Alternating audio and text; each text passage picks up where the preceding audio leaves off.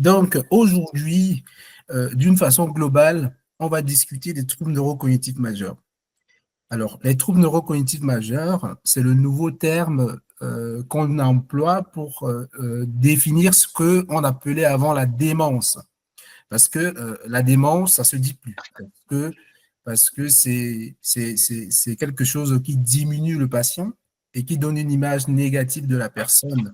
Donc maintenant, on parle de troubles neurocognitifs majeurs. Ce n'est pas une maladie psychiatrique, d'accord? C'est une maladie neurodégénérative, c'est-à-dire qui est liée à un phénomène où le cerveau perd ses neurones à cause d'une pathologie, d'accord? À cause de mécanismes cellulaires défaillants, le cerveau perd ses neurones et le résultat clinique, c'est ce qu'on appelle les troubles neurocognitifs majeurs. Est-ce que ça vous dit quelque chose? Est-ce qu'il y en a qui n'ont jamais entendu parler de troubles neurocognitifs majeurs jusqu'ici?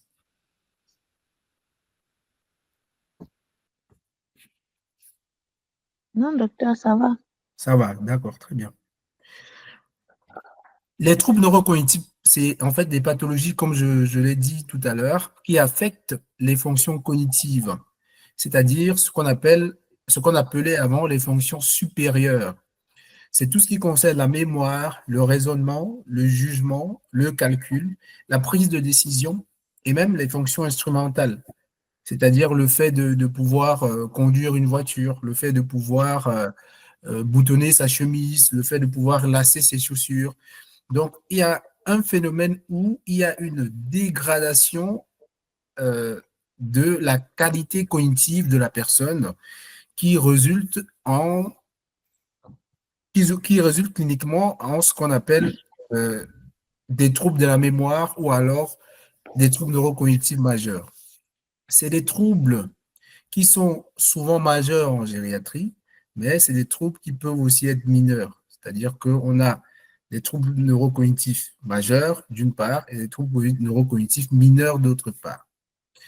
La différence entre un trouble neurocognitif majeur et un trouble neurocognitif mineur, c'est que le trouble neurocognitif majeur affecte l'autonomie de la personne, c'est-à-dire que la personne n'est plus autonome, elle n'est plus capable de se gouverner toute seule, elle n'est plus capable de se gérer toute seule, elle n'est plus capable de gérer ses factures, de gérer ses comptes bancaires, de gérer sa vie au quotidien, de faire la cuisine.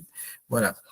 Donc, globalement, c'est ça la différence entre le majeur et le mineur. Alors que la personne qui a des troubles neurocognitifs mineurs est quand même encore capable de gérer un certain nombre de choses. Il faudrait couper vos micros, s'il vous plaît. Les troubles neurocognitifs sont fréquents chez les personnes âgées, mais ils peuvent également survenir plus tôt. C'est-à-dire qu'on a une partie des troubles neurocognitifs qui peuvent survenir à des âges plus jeunes. Il y a des gens qui commencent la maladie à 50 ans. Moi, j'ai vu des patients qui ont commencé la maladie à 50 ans ou à 60 ans et qui ont évolué très rapidement. Il y a aussi des gens qui commencent très tardivement, c'est-à-dire des personnes vraiment gériatriques qui commencent la maladie autour de 80-85 ans. Il faut dire que dans la classification des troubles neurocognitifs, la maladie d'Alzheimer, c'est le principal trouble neurocognitif majeur. C'est la quatrième cause de mortalité en France et on pense que les chiffres vont augmenter au fil des années. Donc, la maladie d'Alzheimer, c'est le principal problème quand on parle des troubles neurocognitifs majeurs. C'est-à-dire que dans la famille des troubles neurocognitifs, la maladie d'Alzheimer est une composante parmi tant d'autres. C'est pour ça qu'on a arrêté de parler de démence parce que c'est très vague. On parle maintenant de troubles neurocognitifs au pluriel qui englobent la maladie d'Alzheimer en premier, comme joker, on va dire, et plusieurs autres maladies en second. Il faut être capable de comprendre le diagnostic et la prise en charge parce que c'est la seule chose qui peut améliorer la qualité de vie des résidents. Il y a des progrès qui sont faits. Vous allez voir qu'il y a des traitements qui sont proposés actuellement, mais est-ce que c'est pour nos patients gériatriques? Là est la discussion. Quels sont donc les critères diagnostiques d'un trouble neurocognitif majeur? Alors, il existe ce qu'on appelle le DSM-5, le manuel de diagnostic statistique. C'est celui qui reprend un peu dans le jargon neuropsychiatrique la plupart des définitions des troubles.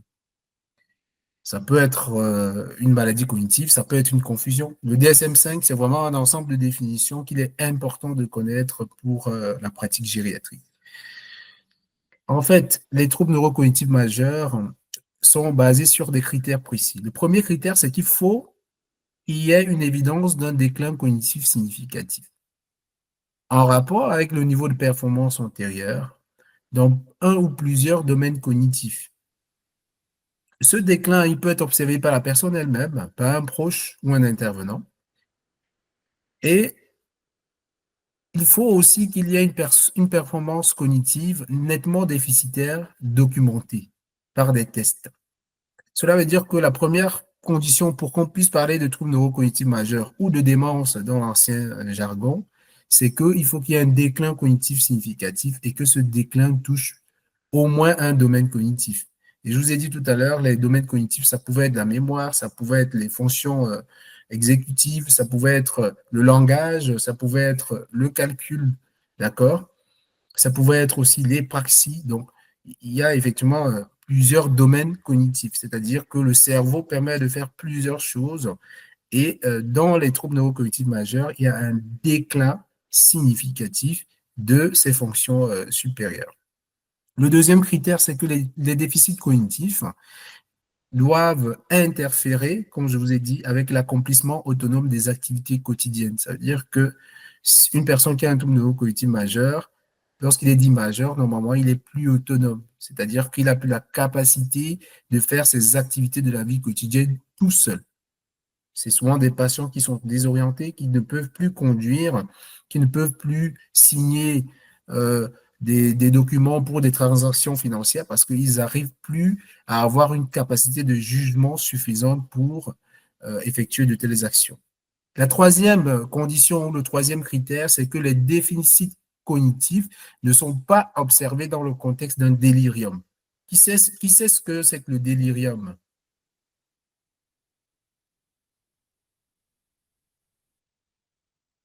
Il y a une idée? Confusion. Un Très La syndrome bien. confusion, peut-être. Très bien. Le délirium, c'est le syndrome confusionnel. Je m'arrête là parce que souvent, aux urgences, même ici, les gens pensent que la confusion veut dire que la personne a des troubles neurocognitifs, alors que c'est faux. La confusion, on sait que c'est quelque chose d'aigu qui est sous-tendu par une cause, forcément sous-tendu par une cause. Et lorsque la cause est traitée, la confusion peut s'en aller. Même si on sait que les gens qui ont tendance à être confus développent plus facilement des troubles neurocognitifs majeurs plus tard. Mais il faut savoir que les déficits cognitifs doivent être bien isolés d'un délirium, c'est-à-dire d'un syndrome confusionnel. C'est-à-dire que ça se complète avec le quatrième critère. Ça veut dire qu'en fait, les déficits observés ne doivent pas pouvoir être mieux expliqués par un autre problème. C'est-à-dire qu'il faut avoir fait le tour des problèmes et déjà identifier que les troubles neurocognitifs ne remplissent pas les critères de syndrome confusionnel. Je rappelle que le syndrome confusionnel a aussi sa définition DSM-5.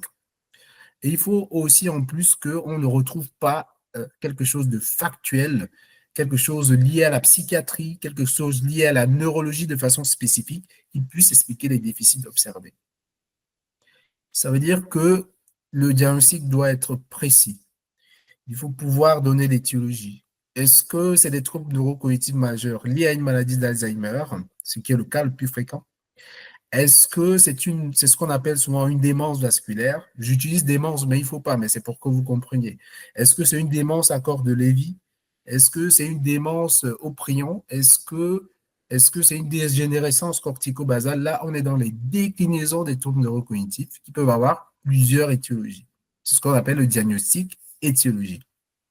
La présence ou non des comportements perturbateurs et le niveau d'atteinte de l'autonomie. C'est-à-dire que lorsque vous poserez le diagnostic de trouble neurocognitif majeur, il faut quand même dire la sévérité, hein, quand même dire si l'atteinte d'autonomie est légère, modérée ou sévère. C'est très important parce que la prise en charge n'est pas la même.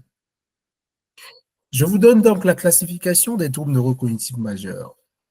Sur la figure à droite que je pointe, vous allez voir que ce qu'on appelle les atteintes neurocognitives ou alors les troubles neurocognitifs peuvent avoir deux déclinaisons, je vous ai dit. On peut avoir des troubles neurocognitifs majeurs, donc sévères, et on peut avoir des troubles neurocognitifs mineurs, c'est-à-dire qui sont encore à un stade léger.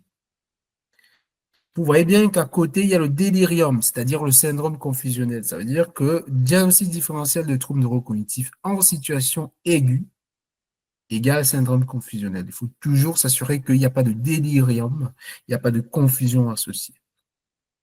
Une fois que on a une évidence que la personne a des troubles neurocognitifs majeurs, on sait que l'étiologie principale, c'est en premier la maladie d'Alzheimer. Ensuite, il y a les atteintes frontotemporales.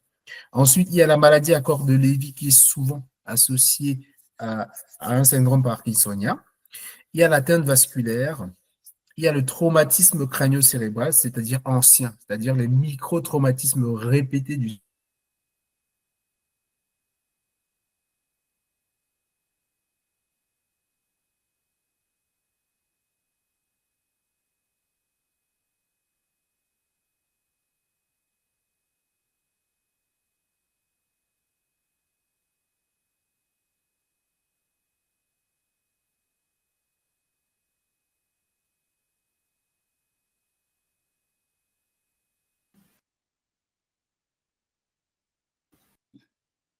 Parce que vous avez les sons. Nous, on n'entend rien. Je pense le partage et le son est coupé. Oui, moi, chez moi aussi, moi, j'entends rien.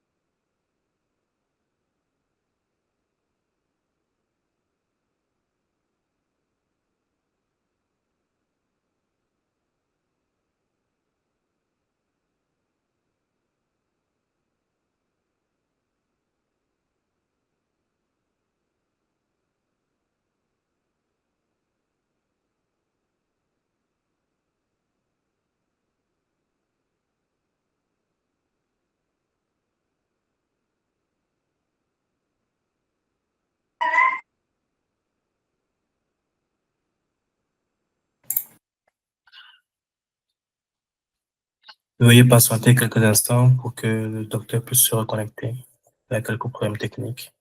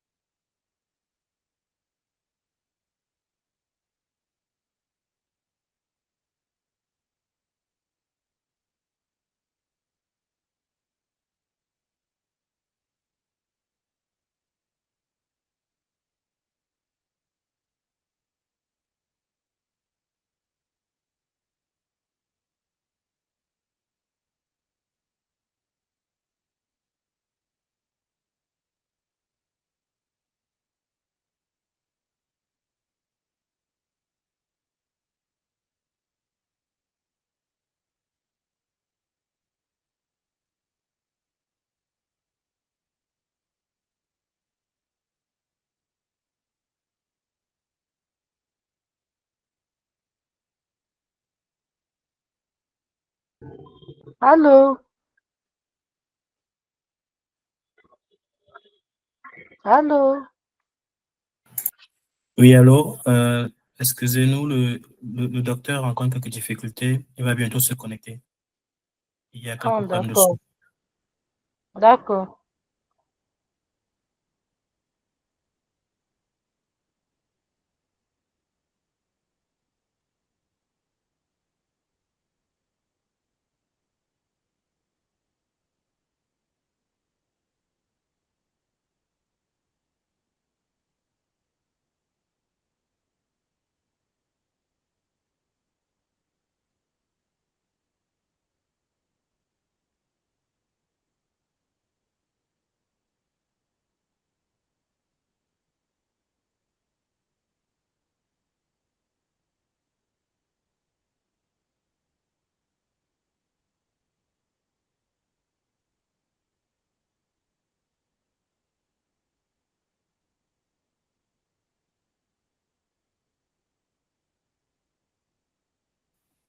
On a eu des soucis de connexion visiblement. Je pense que j'ai été déconnecté. Je ne sais pas à quel moment est-ce qu'on s'est perdu là. Déjà au niveau de la classification des troubles neurocognitifs. Il faudrait me dire parce que vous voyez, comme j'étais en plein écran, je pense que je vais quitter le plein écran parce que ça m'empêche de voir quand il y a des soucis de connexion, ça m'empêche de voir.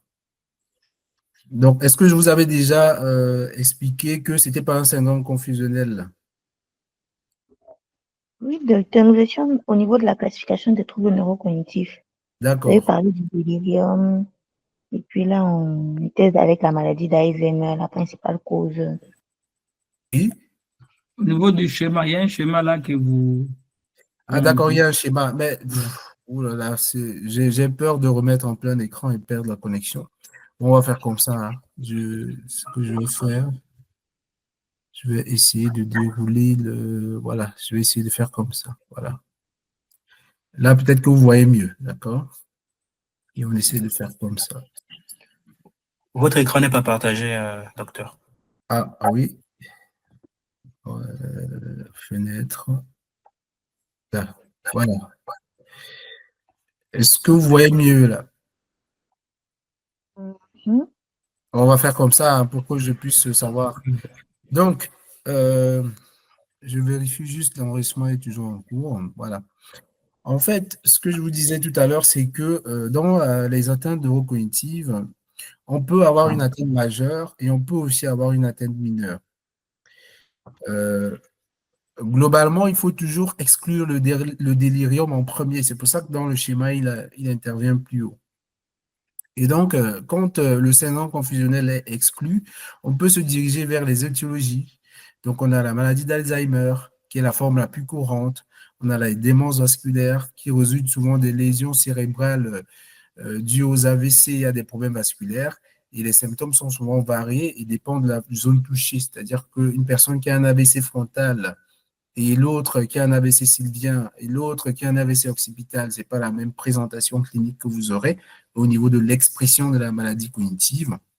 Ça peut être une maladie à corps de Lévy qui est souvent associée à un syndrome parkinsonien et qui est caractérisée par des hallucinations visuelles fréquentes. C'est souvent des patients qui ont des terribles hallucinations de choses vraiment qui ne sont pas réelles, qui voient des licornes, des éléphants, voilà.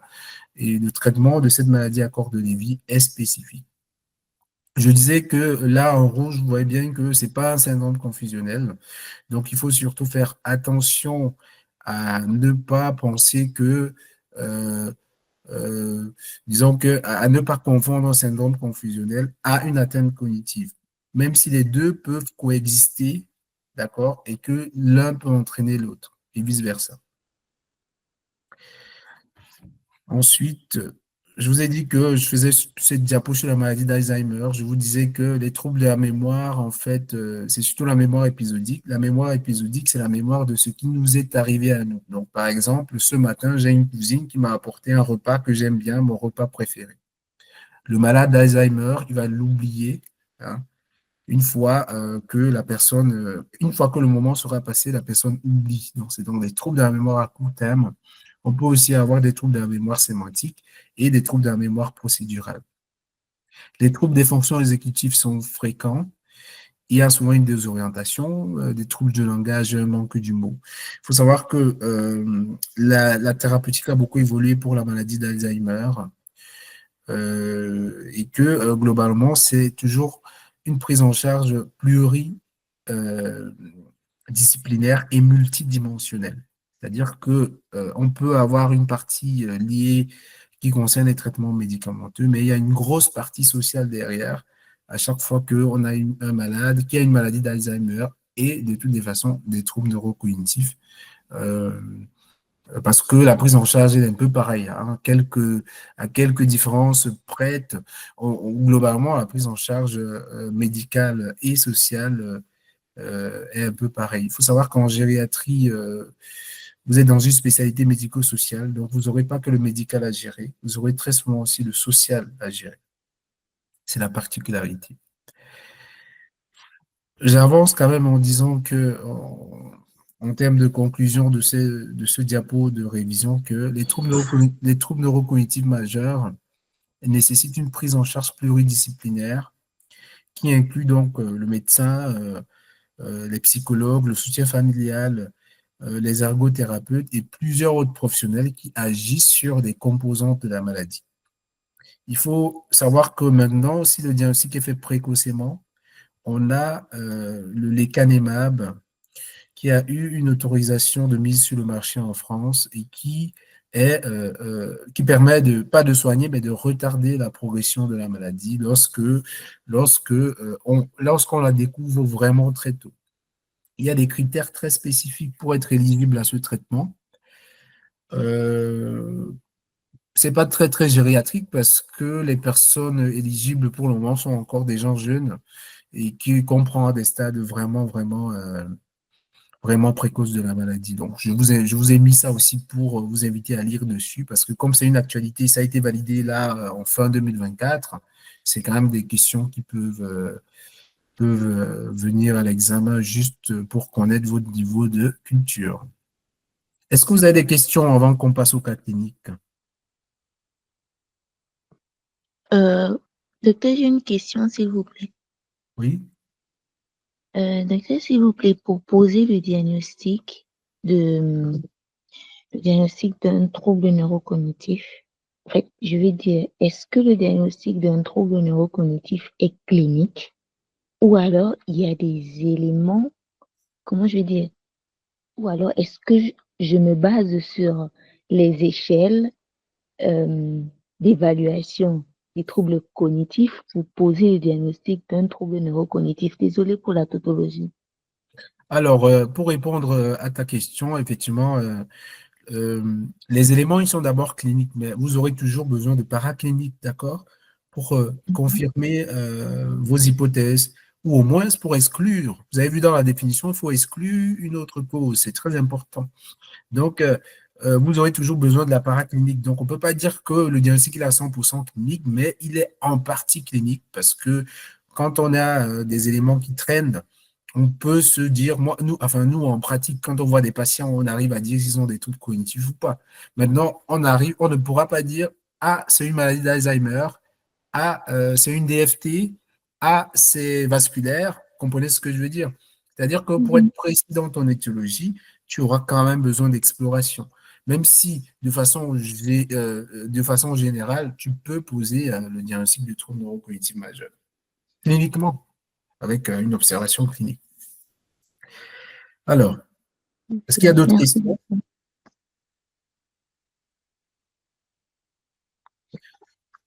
Oui, docteur, j'ai une question par rapport aux critères diagnostiques des troubles neurocognitifs, d'après le DSM-5. Oui. C'est le critère D. S'il vous plaît, est-ce que vous pouvez nous réexpliquer, lorsqu'on dit les déficits cognitifs ne sont pas mieux expliqués par une autre affection mentale? Oui, ça veut dire... Alors, ça veut dire quoi? Ça veut dire que c'est ça qu'on appelle le diagnostic d'exclusion. Ça veut dire que les déficits que vous observez ne sont pas liés à un autre problème, par exemple, au niveau du cerveau. C'est-à-dire que, prenons quelque chose de tout bête, ou alors à la santé mentale. C'est-à-dire que si la personne a une schizophrénie, Ça ne veut pas dire que la personne ne peut pas avoir une maladie d'Alzheimer. Mais pour poser le diagnostic du trouble neurocognitif majeur ou de maladie d'Alzheimer, il faut être sûr que les symptômes que vous voyez ne sont pas liés à la schizophrénie. Je ne sais pas si on se comprend. Par exemple, Oui, lorsqu'on parle d'affection mentale, on doit faire allusion à quel groupe exactement? Est-ce que vous avez parlé de troubles psychiatriques? oui, parce que il faut faire, ça peut être un trouble de la personnalité, ça peut être un trouble psychiatrique, donc une vraie maladie psychiatrique, ça peut être un trouble de la personnalité. Euh, voilà, donc il y a beaucoup de maladies qui peuvent en fait mimer une atteinte cognitive. Mais votre travail de gériatre, effectivement, c'est de faire la part des choses. C'est pour ça que le critère 4, il existe. C'est dire que vous êtes capable de dire que il n'y a pas une autre maladie qui explique le trouble cognitif et c'est pour ça que vous vous orientez vers un trouble neurocognitif majeur dont les étiologies sont à peu près connues. Comprenez? Par exemple, les malades qui sont atteints de trisomie, d'accord? Trisomie 21. Si vous les rencontrez, vous direz qu'ils ont un trouble neurocognitif ou pas. Supposons que vous ne connaissiez pas la trisomie.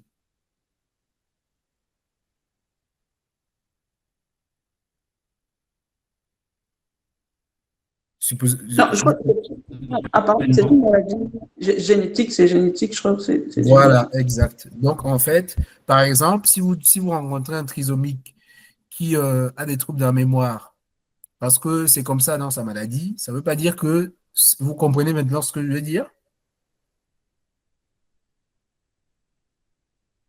Je ne sais pas Non, si vous parce que comprenez.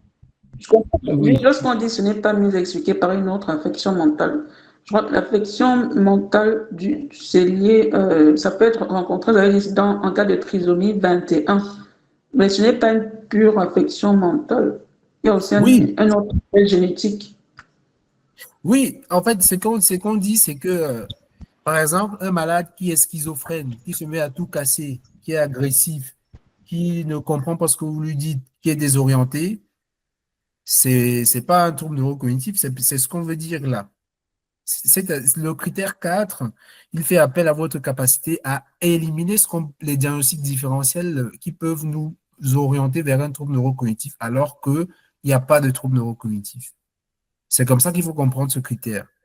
C'est-à-dire que les déficits que j'observe, le déclin cognitif que j'observe, je n'arrive pas à l'expliquer par une trisomie, par une schizophrénie, par un retard mental, par exemple.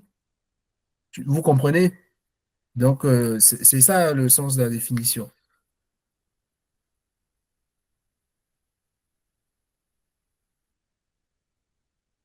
Je ne sais pas si je me fais comprendre, mais peut-être que dans le cas clinique, on reviendra dessus, parce que le cas clinique, il est quand même assez complexe, il faut qu'on commence. Alors, le cas clinique que vous avez reçu, effectivement, c'était un sujet des troubles neurocognitifs, mais peut-être que je ne vous ai pas donné toutes les étiologies, hein, parce que là, peut-être qu'il y aura d'autres étiologies. Donc, on a le premier cas clinique, hein, il me semble, parce qu'il y en a deux. Le premier cas clinique, c'est une femme de 84 ans qui est hospitalisée à la suite d'une chute à domicile avec impossibilité de se relever. Depuis sa retraite, elle est veuve sans enfant. Elle vivait seule chez elle. Il faut couper vos micros, s'il vous plaît. C'est très, très gênant. Elle vivait seule chez elle avec un confort limite, c'est-à-dire qu'il n'y avait pas de chauffage automatique, pas de salle de bain. Donc, elle sortait rarement. Le début de l'hospitalisation est difficile, donc avec une désorientation importante. Elle oublie le scénario qui a conduit à son hospitalisation. Il y a une agitation et surtout des périodes d'agressivité verbale.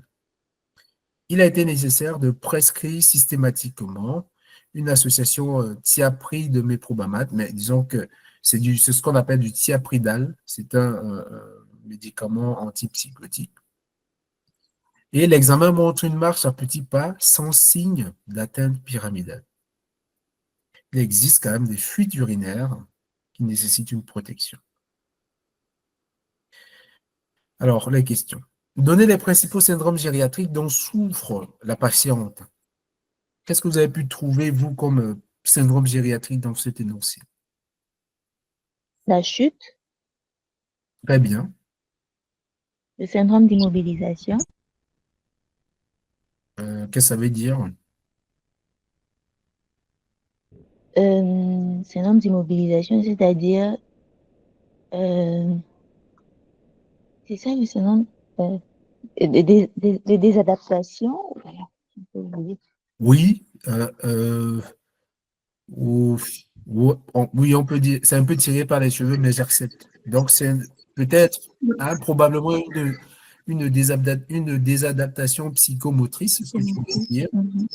Donc, Un probablement, syndrome, autre syndrome. un syndrome confusionnel.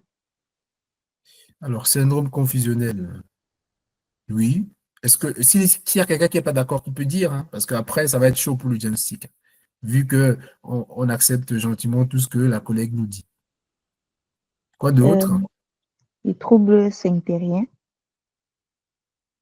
Alors, est-ce que c'est un syndrome gériatrique? Bon, oui, d'accord. Syndrome gériatrique ici, c'est pas dans le sens de dire forcément syndrome comme syndrome d'épanchement pleural, c'est pas la même chose. Syndrome gériatrique, c'est des grands groupes de pathologies qui sont très spécifiques à la personne âgée et qui nous interpellent en termes de prise en charge. Je rappelle. D'accord, trouble sphinctérien, très bien. Quoi d'autre? Et puis les troubles neurocognitifs. Alors, trouble neurocognitif, bah, très bien. Écoutez, c'est très bien ce que vous venez de faire. Est-ce que vous voyez d'autres syndromes gériatriques Moi, ici? je voulais ajouter la dénutrition. Bon, alors là, vous arrivez à voir la dénutrition. Avec Bon, l'impossibilité de se relever. mais Euh, comment vous voyez la dénutrition, vous? bon, c'est vrai qu'en termes de d'IMC, poids, taille, ce n'est pas Oui, précisé. parce que Bon, la dénutrition, il y a des critères bien précis. Est-ce que vous les avez là? euh, Parce qu'on ne vous parle même pas de repas. non, Non, mais... oui, ça c'est vrai. Un Alors, syndrome dépressif. je m'arrête quand même sur la réponse du docteur Rodriguez Quixando. Faites très attention le jour de l'examen parce que si vous donnez des réponses comme ça, c'est possible qu'on vous mette 0 à la question, même si vous avez des réponses justes. Comprenez? Donc, il y a ce qu'on appelle des PMZ et des MZ à l'examen, c'est-à-dire que c'est des choses que si vous avez mis, vous avez 0, et des choses que si vous n'avez pas mis, vous avez toujours 0. Donc, faites attention à ce que vous dites et faites bien une analyse de texte avant de donner vos hypothèses, parce que ça peut vous coûter cher. D'accord. Alors, vous voulez dire Docteur, autre chose? oui, docteur, s'il vous plaît, est-ce qu'on peut ajouter, bon, j'ai ajouté l'isolement social parce Très qu'on bien, dit que c'est une dame, très bien. on C'est dit un que c'est une, syndrome gériatrique d'isolement social. Très bien. ok. Et puis la dépression aussi. Alors, la dépression, oui, on peut, mais quand vous n'êtes pas sûr, dites probable, entre parenthèses, parce que oui, il y a quand même des éléments, elle ne sort pas de chez elle, Mhm, là, mhm. c'est compliqué, oui, je suis d'accord. Oui, on peut essayer de dire qu'il y a quand même quelques traits de syndrome dépressif. Est-ce qu'on peut Oui. parler aussi d'un syndrome post-chute, vu qu'à l'examen, elle marche à petits pas? Syndrome post-chute, après, dites plutôt trouble de la marche. D'accord? Trouble de la marche et de l'équilibre. C'est un syndrome gériatrique, il me semble. D'accord? C'est des entités qui sont très fréquentes chez la personne âgée et qui nous interpellent. Alors, oui, on peut dire suspicion de syndrome post-chute, mais je préfère encore dire des adaptations psychomotrices, même si c'est un peu pareil. D'accord? Oui, on peut dire ça. D'accord? À tout cas, ça, on peut dire. Mais il faut être capable de justifier ce que vous dites.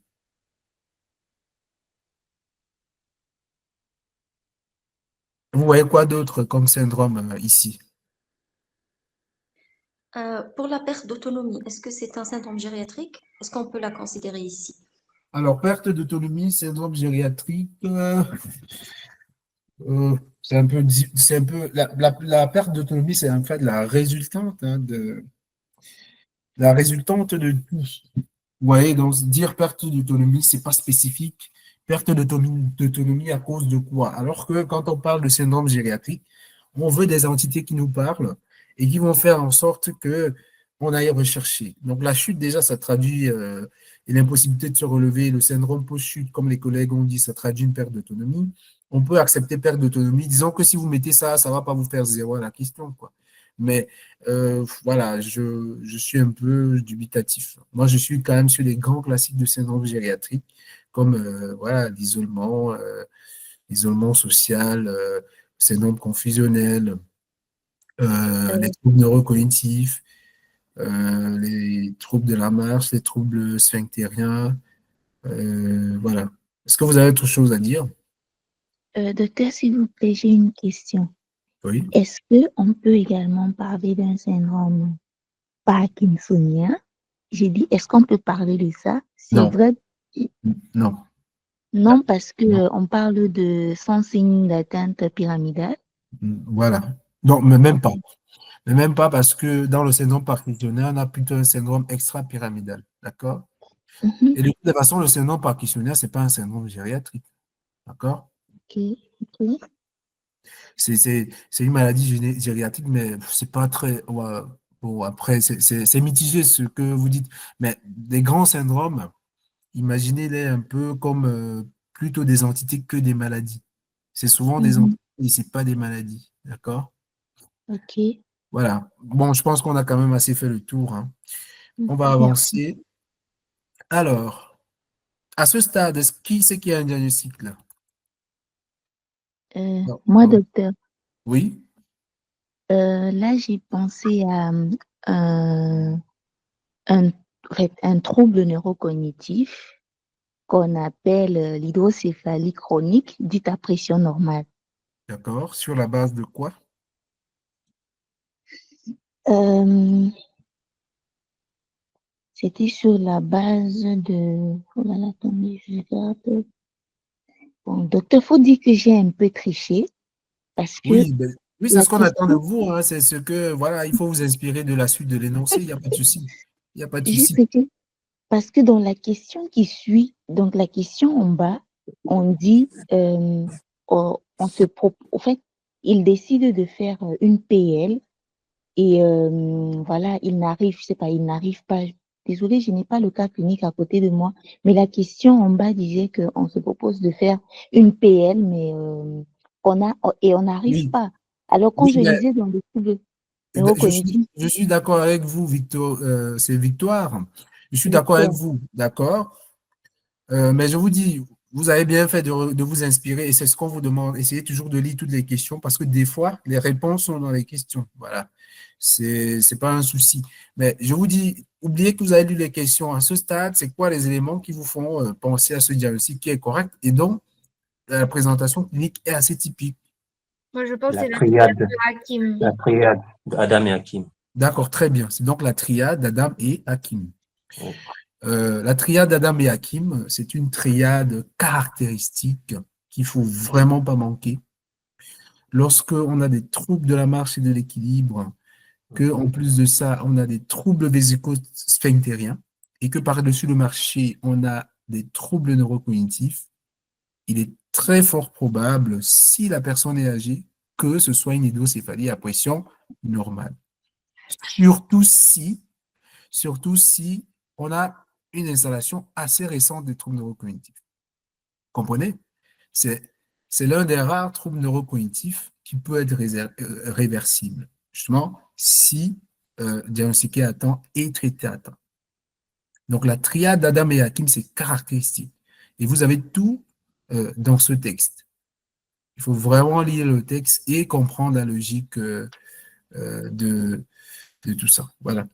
Alors, on va continuer. À la question 2, le scanner montre une importante dilatation des cavités ventriculaires. On vous a tout dit, hein, franchement, c'était facile. C'est parce que on fait connaissance, d'accord? Mais je vous promets, la prochaine fois, ça sera pas aussi facile. Le scanner montre une importante dilatation des cavités ventriculaires sans atrophie corticale importante. Le ralentissement intellectuel paraît certain, car après plusieurs jours d'observation dans le service, une fois moins agressive, on mesure des difficultés dans le calcul mental simple alors qu'elle était fleuriste. Donc, alors qu'elle a peut-être l'habitude de compter les fleurs, de compter voilà, des trucs. Alors, quel diagnostic doit-on évoquer? Bon, vous avez déjà évoqué le diagnostic, d'accord? C'est très bien. Ici, c'est la question que moi je peux vous poser, vu que vous connaissez déjà le diagnostic, parce que c'est quoi les signes, c'est quoi les signes, c'est quoi les signes radiologiques de cette maladie? Ah oui, monsieur, dans le document, c'est les signes radiologiques qu'on rencontre, c'est une dilatation tétraventriculaire Très bien, avec des sillons corticaux moins dilatés, voire effacés. Une suffusion transépandymère du liquide cérébrospinal très bien, avec c'est très bien. hypodensité scalographique et hypersignalanté de périventriculaire. D'accord, c'est C'est le bien. C'est bien. à l'IRM. Et surtout, est-ce qu'il y a un obstacle ou pas? C'est ça hein, aussi, hein, d'accord? Dans l'imagerie de cette maladie, il faut toujours dire que finalement, euh, on n'a pas d'obstacle hein, qui fait que c'est pour ça qu'on parle d'hydrocéphalie à pression normale, c'est parce que ça circule, d'accord? La pression reste normale, mais il y a cette dilatation ventriculaire qui fait que euh, il n'y a pas d'obstacle, alors que dans l'hydrocéphalie classique, souvent on a un obstacle quelque part. Vous comprenez? Donc, c'est très bien. Alors, donc on est sur un tableau classique d'hydrocéphalie à pression normale du sujet âgé. Et la question numéro 3, effectivement, parle d'une ponction lombaire soustractive. C'est souvent à la fois un geste curatif, ah non, un geste euh, diagnostique, parce que il permet quand même, si généralement quand on fait la ponction lombaire soustractive à ces patients, les troubles de la marche s'améliorent en premier et le cognitif après. D'accord? C'est souvent sur les troubles de la marche et de l'équilibre qu'on a cette vraie efficacité de la ponction lombaire soustractive. Cette ponction lombaire soustractive peut aussi être utilisée justement pour soulager le malade de façon itérative et ça peut aussi être utilisé comme indicateur pour savoir si un traitement chirurgical poussé pourra fonctionner. D'accord? Donc c'est pour ça qu'on parle souvent de ponction lombaire soustractive euh, dans ce type, chez ce type de patient. C'est quand même important de savoir que c'est ça le traitement. En fait, elle refuse ce traitement. Que faut-il faire?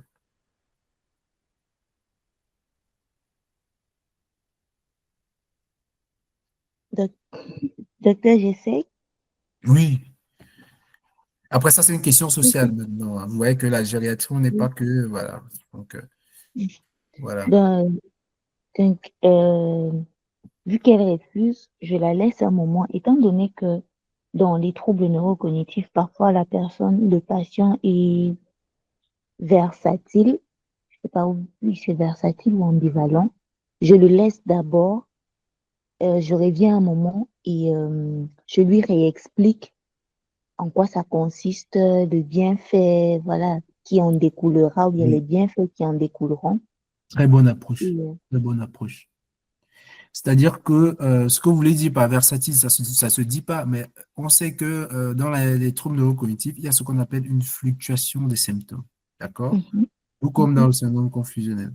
Sauf que dans les troubles neurocognitifs, la fluctuation est quand même assez, c'est quand même difficile de l'avoir sur une même journée. Ça peut être sur des journées différentes où on a quand même l'impression que la personne est mieux connectée que les autres jours. Donc, mhm. effectivement, il faut déjà revenir voir la patiente plus tard, effectivement, pour qu'elle vous reconfirme bien qu'elle ne veut pas ce seul traitement qui pourrait la soulager. Et en essayant de décaler le rendez-vous comme ça vous permet aussi d'avoir la chance de tomber sur une fluctuation positive, c'est-à-dire que de tomber sur un jour où la patiente est quand même bien au niveau cognitif, parce qu'il y a cette fluctuation hein, qui existe, et de lui dire, écoutez, je vous ai proposé ce traitement, est-ce que vous en voulez toujours pas? Donc ça, c'est bien. Franchement, c'est très, très bien. Quoi d'autre? Docteur, une autre chose, euh, si ça, si ça persiste malgré ça, je me propose de la sédater. Oh non, tu ne vas pas faire ça. Il faut savoir que ça, c'était aussi une question piège. Justement, si tu mets ça, tu auras 0 parce que il faut toujours respecter et rechercher le consentement des gens, même s'ils ont des troubles neurocognitifs. D'accord? Ok. Donc, c'est pas parce que quelqu'un a des troubles neurocognitifs qu'il n'a pas le droit de refuser des traitements. Donc, les gens ont toujours le droit de refuser des traitements, même s'ils ont des troubles neurocognitifs. Et nous, on n'est pas, voilà, il faut toujours rechercher au moins, voilà, rechercher une absence d'opposition, une absence de consentement ou un consentement indirect ou une opposition indirecte.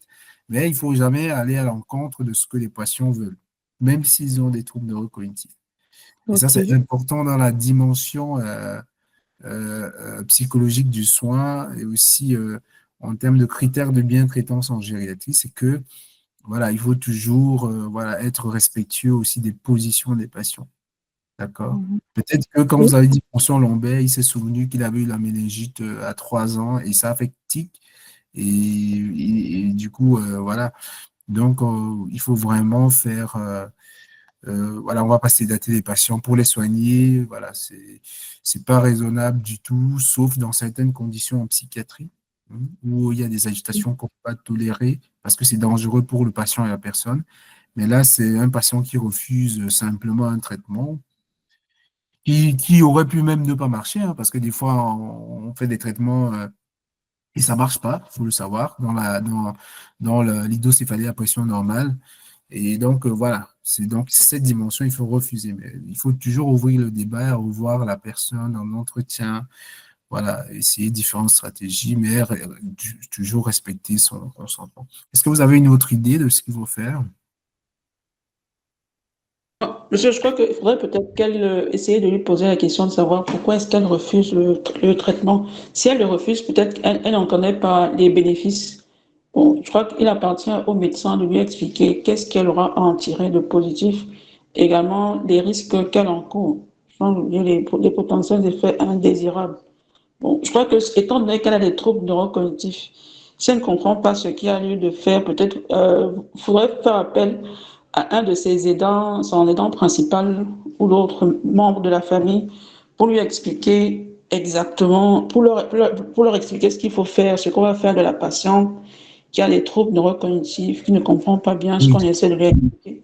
très Bon, bien. et au cas où, je crois que, étant donné elle peut prendre une mauvaise décision, il faudrait faire appel à ses aidants. Oui, c'est Et bien. je pense que sur le plan éthique, il faudrait aussi respecter sa décision, je crois. Mais déjà, il Oui, faut c'est bien. savoir. C'est bien. Parce que ce que l'élément que vous apportez en plus, c'est communiquer avec la famille, d'accord? La famille qui pourra aussi avoir cette chance-là de discuter avec elle un autre jour où il y aura une bonne fluctuation qui permet qu'elle comprenne, d'accord? Et finalement qu'elle accepte. Ben, c'est très bien. Donc là, c'était effectivement une question pour voir comment est-ce que vous gérez la résistance, comment est-ce que vous gérez le refus. Effectivement, ce qu'il faut pas faire, c'est forcer le patient, c'est le sédater, c'est le contentionner pour faire des traitements, parce que ça, c'est vraiment pas bien. Il faut toujours qu'il y ait une adhésion aux soins. Hein. Les études montrent que quand les gens adhèrent aux soins, il y a plus de résultats positifs. Alors, question suivante.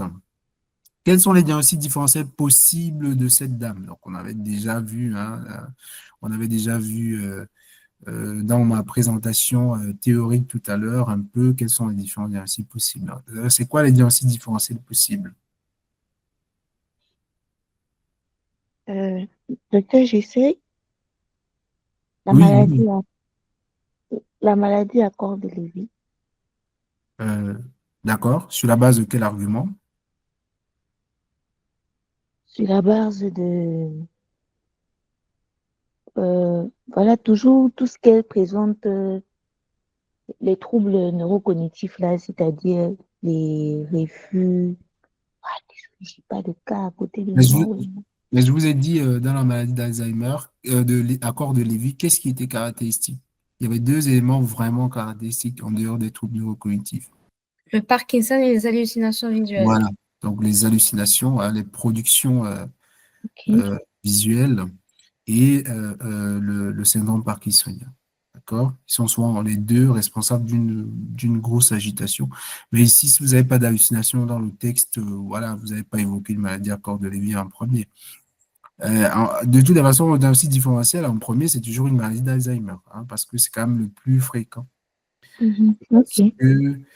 Parce que, voilà, après, il y a des arguments pour, il y a des arguments aussi contre, mais de toutes les façons, c'est que des diagnostics différentiels. Là, c'est juste une question de rappel de cours que j'ai fait tout à l'heure, parce que, là, si vous voulez, le diagnostic est assez clair. C'est juste, effectivement, pour que vous puissiez citer les différentes étiologies des troubles neurocognitifs. Ce qu'il faut savoir, c'est que dans les diagnostics différentiels des troubles neurocognitifs possibles, surtout quand on a une dysocéphalie à pression normale, il faut faire attention à tout ce qui est carentiel. Parce qu'on sait qu'il y a des troubles neurocognitifs d'origine carentielle. Vous le savez ou pas? Mhm. Mhm. C'est-à-dire que les gens... Les carences en vitamines. Comment vous dites? Ou les carences en vitamines, par exemple. Ouais. Je ne comprends pas ce que vous dites. Oui, quand vous dites problème carentiel, c'est carence en vitamines, par exemple. Oui, en vitamine B9 surtout, hein, Le en B9. gériatrie, on sait qu'il y a des troubles neurocognitifs qui peuvent s'installer lorsqu'il y a des carences. Donc, c'est souvent en plus des diagnostics différentiels classiques, c'est souvent des éléments à évoquer, d'accord? Voilà, on va passer à la question suivante.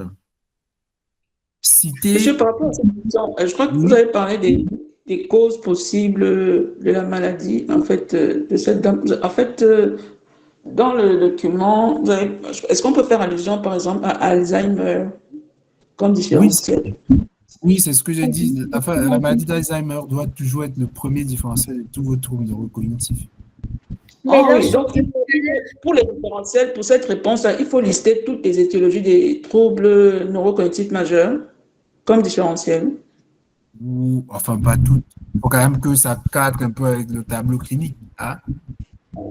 C'est-à-dire que vous allez citer quand même dans l'ordre de probabilité, c'est-à-dire du plus probable au moins probable. Ici, je pourrais dire maladie d'Alzheimer, mais sur la base de l'argument de fréquence. C'est un argument aussi pour dire que voilà, c'est la première cause quand même. D'accord? mais sur le scanner, il n'y a pas d'atrophie. Voilà, je suis d'accord. Donc, c'est un élément en contre. C'est pour ça que c'est un diagnostic Le différentiel. diagnostic On va dire différentiel. qu'il n'y a pas d'atrophie, hein. Même si souvent, l'élément trompeur serait que quand on a souvent une atrophie, on a l'impression que les ventricules sont plus gros. Mais c'est souvent parce qu'on a une atrophie. Mais là, on nous a bien dit qu'il n'y a pas d'atrophie. Donc, voilà. Après, ça reste des diagnostics différentiels. Et je vous ai dit cette question, à la base, c'est vraiment pour que vous puissiez avoir les étiologies en tête. Même si ici, le tableau clinique, il est très, très clair, quand même. C'est pour ça que c'est difficile d'avoir des différentiels qui matchent. Est-ce qu'on peut, par exemple, dire un syndrome confusionnel, après on dit un trouble neurocognitif d'origine métabolique, infectieux? Oui, syndrome confusionnel, ça passe mieux quand même. Là. D'accord? En différentiel. Syndrome confusionnel, c'est tout à fait possible. Alors, le syndrome confusionnel, il a aussi ses critères DSM, c'est-à-dire qu'il faut qu'il y ait une fluctuation au cours de la journée, il faut que ce soit un trouble de l'attention qui s'installe de façon assez brutale. On peut supposer que c'est le cas. Il faut, voilà, il y a aussi des critères, mais ça fait partie des différentiels. Le but ici, c'est vraiment que vous ayez toutes les étiologies de troubles neurocognitifs à la fin de cette présentation. C'est-à-dire que vous soyez capable d'énumérer toutes les étiologies possibles de troubles neurocognitifs. Vous pouvez les classer si vous voulez. On peut avoir des troubles neurocognitifs d'origine dégénérative. Donc, ça peut être dégénératif pur, d'accord? C'est là que vous avez la maladie à corps de Lévy, la maladie d'Alzheimer, la dégénérescence frontotemporale. Vous pouvez avoir des étiologies vasculaires, d'accord? Donc, on peut avoir une leucopathie, on peut avoir, dans les étiologies vasculaires, c'est toutes les causes de démence vasculaire, donc des séquelles d'AVC, ça peut être ce qu'on appelle une leucoencéphalopathie, D'accord? C'est-à-dire quand on a une tension artérielle qui est trop élevée, ça donne des micro-AVC qui laissent des taches blanches dans le cerveau et souvent c'est cause de ça. Donc vous pouvez énumérer donc les causes vasculaires, vous pouvez énumérer les causes métaboliques, les troubles neurocognitifs, vous pouvez énumérer les causes infectieuses, c'est ce qu'on attend de vous, les troubles neurocognitifs parmi lesquels on peut avoir des infections à VIH, on peut avoir certaines formes d'herpès, notamment en plus en plus, et on peut aussi avoir la maladie à prion, donc ce qu'on appelle l'encéphalopathie de Creutzfeldt-Jakob. Pratiquement, lorsqu'on répond à cette question, si c'est un examen, qu'est-ce qu'il faut faire pour convaincre l'examinateur? Est-ce qu'il faut mettre le nom du diagnostic différentiel, ensuite expliquer pourquoi on devrait exclure ou inclure ça, je ne sais pas comment expliquer. Ça dépend de l'épreuve. Après, on aura des sessions pour vous expliquer comment répondre aux questions. Parce que pour le moment, on est sur le renforcement des connaissances. On aura vraiment des sessions pour vous expliquer comment répondre aux questions. Parce que c'est aussi autre chose. Est-ce qu'on fait est-ce que dans votre cours, il y a une section qui décrit toutes les étiologies, qui décrit le domaine diagnostique, le domaine paraclinique, le domaine thérapeutique de toutes les étiologies possibles? Donc, on puisse faire la différence. Bon? Non, vous ne pouvez pas faire comme ça. Parce que si vous voulez les réponses attendues, il faut couper vos micros, s'il vous plaît. Les réponses attendues doivent être vraiment concises et écrites dans un style télégraphique. C'est-à-dire que vous n'avez pas le temps de réciter toutes vos connaissances. Il faut être précis. C'est-à-dire, comme je vous l'ai dit tout à l'heure, la question, c'est quels sont les diagnostics différentiels possibles de la maladie de cette dame? Voilà. Donc, vous allez les citer, mais vu qu'ils sont nombreux, je ne pense pas que vous aurez le temps matériel ici de dire les arguments pour et contre. Ce que moi, je propose de faire, c'est d'écrire sur votre copie par ordre de probabilité croissant, par exemple, de probabilité croissante, c'est-à-dire du plus probable au moins probable. Tu mets, voilà, tu cites comme ça l'examinateur, enfin, on est entre médecins, l'examinateur, il sait de quoi tu parles. C'est difficile parce que c'est une question qui prend du temps à répondre. Vous avez bien vu qu'il faut pouvoir classifier les différentes étiologies, mais voilà, il faut surtout citer les étiologies qui sont possibles. Mais ça, c'est pas une vraie question d'examen une fois de plus, parce que le cas clinique, il est trop complet. Parce que les sessions qu'on vous fait maintenant, c'est différent de l'examen blanc que vous aurez à la fin du mois, par exemple. Les sessions qu'on fait maintenant, c'est vraiment pour renforcer vos connaissances et vos aptitudes à passer d'un sujet à l'autre. Vous comprenez? Donc, il ne faut pas voir ce sujet comme une épreuve que vous allez avoir aux EVC parce qu'on n'est pas encore à ce stade de la préparation. Donc là, on est encore dans le renforcement des connaissances.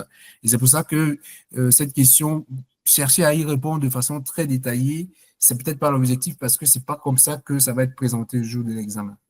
Vous comprenez? Oui, oui, monsieur. Voilà. Et donc, peut-être les premières questions, oui, mais cette question-là, en fait, quand je vous dis qu'une question est là pour tester vos connaissances, ça veut dire que c'est juste une question pour vous faire un rappel de connaissances. Donc, par contre, les trois premières questions, c'est vraiment des questions d'examen. C'est vraiment des questions type examen qui peuvent venir. Mais la quatrième question, c'est une question vraiment pour recentrer vos connaissances et vous permettre de classer les troubles dans des registres. C'est ce qu'on a essayé de faire en disant dégénératif, vasculaire, infectieux et métabolique. Donc, on se rend compte que finalement, les troubles neurocognitifs, ça peut venir de partout. C'est ça le but de la question 4. À la question 5 aussi, c'est une question théorique, mais une question très importante. Citer quelques tests cognitifs de débrouillage qu'on peut faire devant une plainte mnésique. Le minimal mental evaluation. Alors, c'est le MMSE, d'accord? Vous écrivez MMSE, tout le monde sait ce que c'est. Hein? Le brief. Très bien. Le bref. Le Ça veut test dire des quoi, 5 bref? mots. Non, ça, je ne connais pas. D'accord. Il faut bien le bref. Quoi d'autre? Le test des 5 mots. De Dubois. Très bien. Le test des 5 mots de Dubois. Très bien. Quoi d'autre? Le test de l'horloge. Test de l'horloge. Très bien. Est-ce que vous voyez autre chose? Est-ce que le test d'influence verbale existe? C'est le test des 5 mots de Dubois. C'est ça, c'est une sorte de test de fluence. Alors, docteur, le NPI, Non. neuropsychiatrique, Ah non, non, renseigné. non, non, non, non, non, non. Le NPI, c'est l'inventaire neuropsychiatrique. C'est un outil, pardon, qui permet d'évaluer les troubles du comportement chez les gens qui ont des troubles neurocognitifs. Attention, c'est pas pareil, d'accord? Le NPI est centré sur les troubles du comportement en vue de proposer des solutions, notamment non médicamenteuses. Comprenez? Mhm. Et donc, il faut faire le NPI ici. Non, non, non, non, non. Le NPI, c'est que pour les troubles du comportement, d'accord?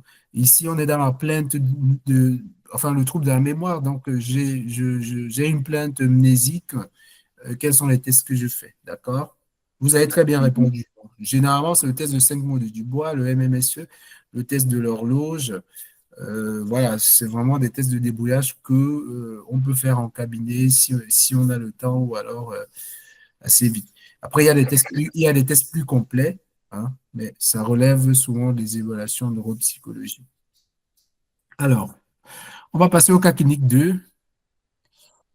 Je vous le présente. En fait, c'est une dame de 80 ans qui est quand même très jeune pour une plainte mnésique. Hein. Donc, ses antécédents, on note donc hypertension artérielle sous bisoprolol, sous ibésartan et sous hydrochlorothiazide. Un diabète de type 2 sous metformine, cancer du sein sous létrozole, hypothyroïdie sous L-thyroxine. Là, on commence à rentrer dans l'examen, n'est-ce pas? Elle vit à domicile avec son époux. Elle consulte de son propre chef et est très inquiète à l'idée d'avoir une maladie d'Alzheimer. Comme sa sœur. Les troubles de la mémoire sont apparus récemment, il y a 3 mois, suite au décès brutal de son fils. Depuis, elle a perdu 3 kilos. Elle ne cuisine plus. Par manque d'appétit. Vous avez un examen clinique qui est tout à fait normal. Vous faites un MMS, comme la collègue disait tout à l'heure, c'est Victoire. Victoire, oui, comme elle disait. MMS, E, hein, il faut ajouter le E, à 24/30. Première question. Peut-on conclure concernant la présence ou non de troubles neurocognitifs? Oui, docteur, il y a des troubles neurocognitifs. Voilà. Qui c'est qui est On d'accord a, avec on a- la collègue? on a- pa- Pardon, docteur? Essayez de répondre à la question, c'est-à-dire, peut-on conclure concernant la présence ou non de troubles neurocognitifs? Oui, on peut conclure à la présence des troubles neurocognitifs. Non, vous ne répondez pas à la question. Comprenez bien la question. Peut-on conclure à la présence ou non de troubles neurocognitifs? Oui, il y a des troubles neurocognitifs. D'accord, donc la première partie de la réponse est oui. C'est ce que vous dites. D'accord? Oui, docteur. Voilà, il y en a qui peuvent ne pas être d'accord, on va discuter. Ce que vous dites, c'est oui. Ça, c'est le premier Mhm. tiret. Deuxième tiret, vous dites quoi? Que suspectez-vous à ce stade? Non, non, on n'est pas là. On a dit que peut-on conclure la présence ou non de troubles cognitifs? Vous avez dit oui, et vous dites qu'on peut conclure qu'il y a des troubles neurocognitifs. C'est ça? Mhm. Bon, d'accord. Si vous dites que euh, parce que je ne sais pas si vous comprenez ce que je veux dire. Vous auriez pu dire oui, on peut conclure qu'il n'y a pas de trouble neurocognitif. Vous comprenez? Oui. C'est ça que je dis Mhm. qu'il faut bien préciser. D'accord? Ah, ok. C'est ça le sens du truc. Donc faites attention quand vous lirez les questions à l'avenir. Faites bien attention à bien répondre aux questions parce que c'est un examen français fait par les Français et c'est très français, donc il faut Ah faut oui. vraiment voilà, faire attention à ça. Maintenant, vous allez donner votre réponse. Que suspectez-vous à ce stade? La maladie d'Alzheimer. Ah, d'accord. Sur la base de quoi? Sur la base de... Bon, docteur, on a un MMS qui est à 24 scans. Oui. Et donc, Et ça donc, correspond à quoi? ça veut dire que globalement, on a, comment je vais dire, globalement, en fait, je veux dire, la dame, bon, docteur, si je veux expliquer terre à terre, je dirais la dame est au début de sa maladie. D'accord. Alors, on va passer la parole à quelqu'un d'autre. On garde ce que vous avez dit. Je ne dis pas que c'est vrai, hein, mais on va faire on va faire un exercice pour vous permettre de comprendre, effectivement, Mhm. le but de la présentation de ce soir. On va faire un exercice. Donc, OK, je garde ce que vous avez dit. Qui veut prendre la parole? Moi, docteur.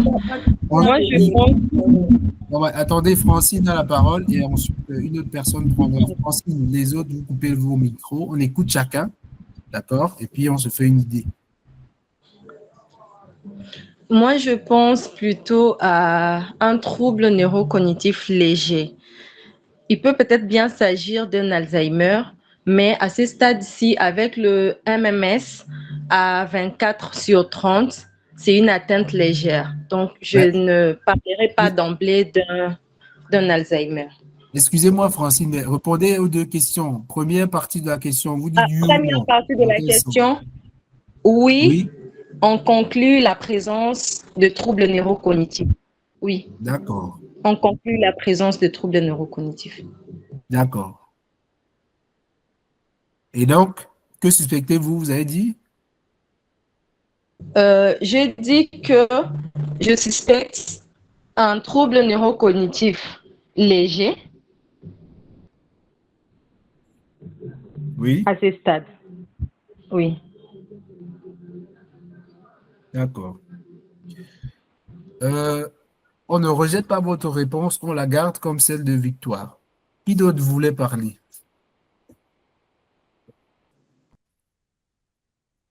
Je rappelle que pour ceux qui ne peuvent pas parler, il y a une messagerie, vous pouvez écrire ce que vous avez envie de dire et je pense que les messages vont s'afficher pour tous. Qui d'autre? Dedans, dedans, il y a une notion de perte, décès brutal de son fils. D'accord, Bon, je crois que ça peut provoquer peut-être une dépression. Et je crois que lorsqu'on se fie aux différents critères de classification des troubles neurocognitifs, le quatrième, ça dit que ce n'est pas mieux expliqué par une autre affection mentale, par exemple la dépression. Je pense que ouais, cette alors, dépression peut être une des causes des troubles cognitifs qu'elle présente. oui, donc on sent que vous avez de l'expérience. Maintenant, répondez à la question quand même, pour faire comme il faut. Moi aussi, je Je crois pense. je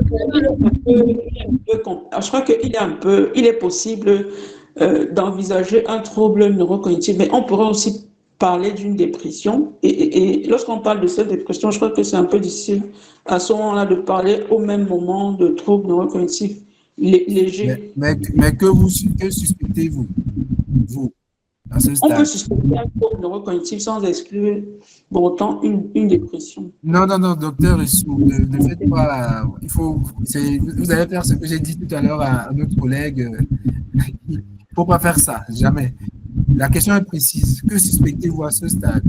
Donnez une réponse. Il ne va pas vous handicaper parce que si vous mettez deux réponses, ça ne va pas aller du tout. À ce stade, moi, je parle plutôt pour un début, comme les autres ont dit, avec un mini-mental state de 24/30, c'est un peu faible pour parler d'un trouble grave. Je crois que c'est trop faible.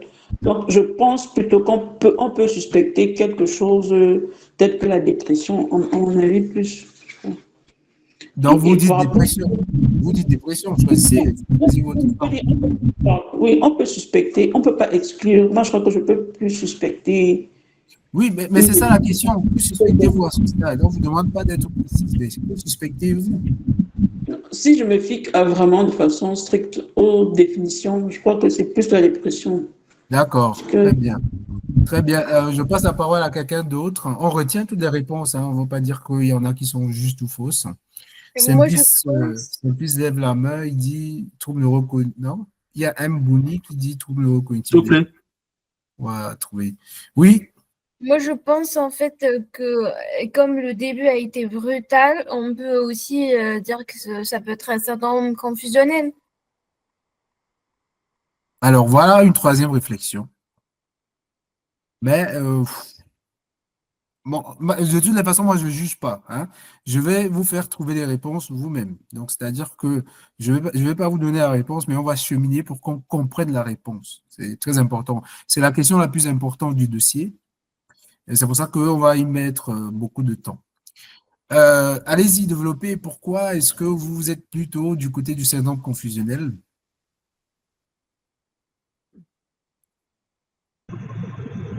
Le début est brutal et je pense aussi,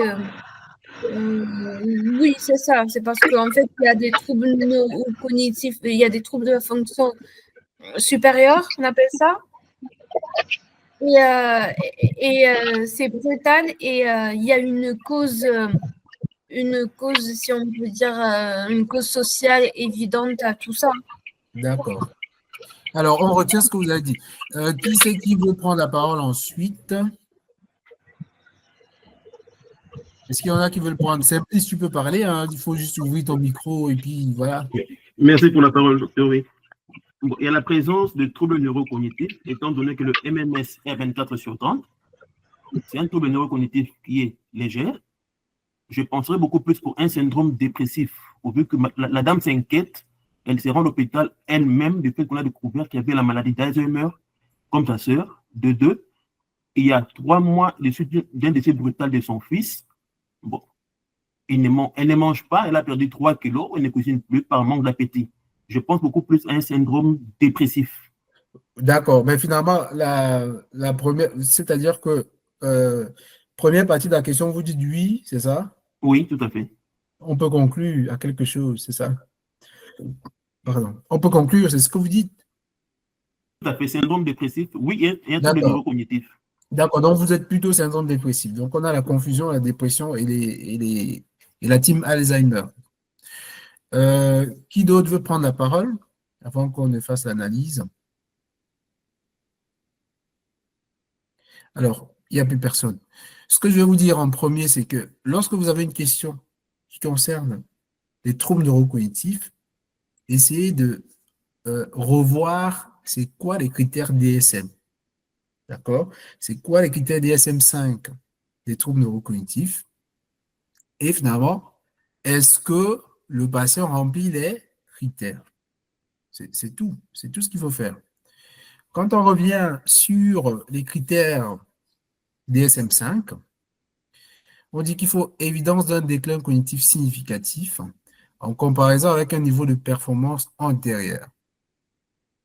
Et on dit que ce déclin peut être observé par la personne elle-même, un proche ou un intervenant, d'accord?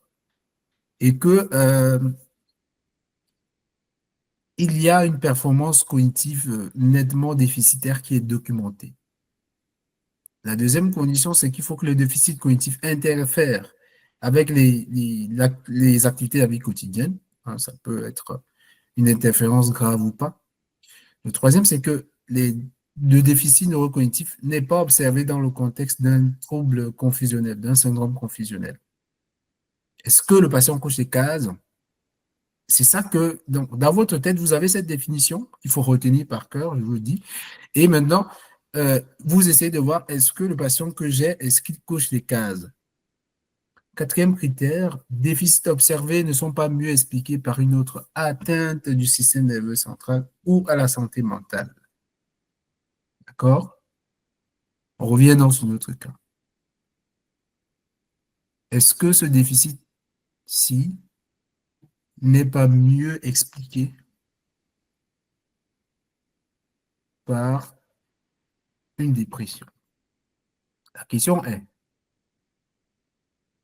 est-ce que si on teste la dépression chez cette malade, vous allez identifier une dépression, d'accord? Parce que le contexte de deuil, il y a les troubles de la mémoire qui sont d'apparition récente, donc il n'y a que 3 mois.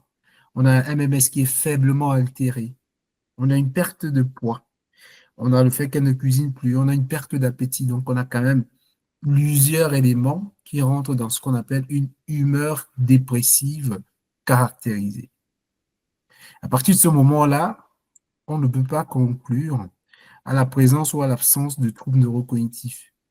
Parce que on voit bien que dans notre définition DSM, le critère 4, il n'est pas respecté.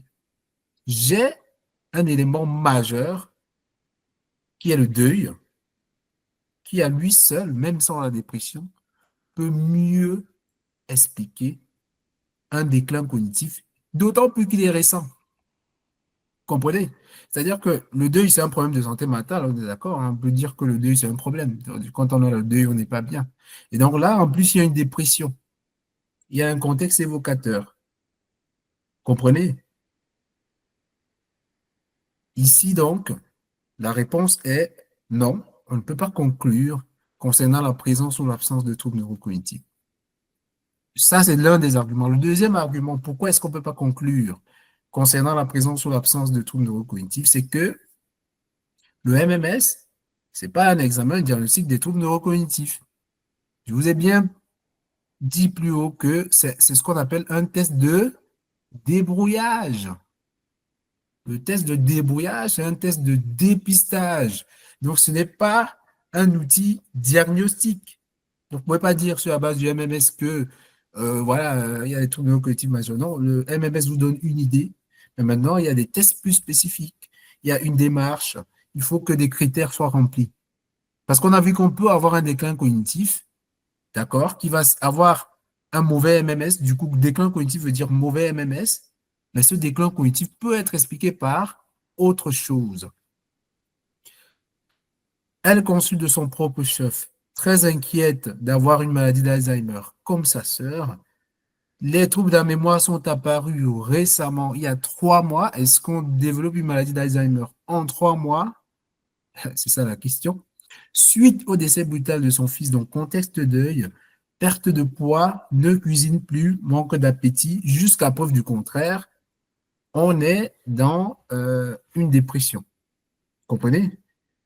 C'est vraiment ici là, une question que je vous ai posée pour illustrer à quel point ça peut être compliqué des fois, devant un dossier, de déterminer quelle est la cause du déclin cognitif. D'accord?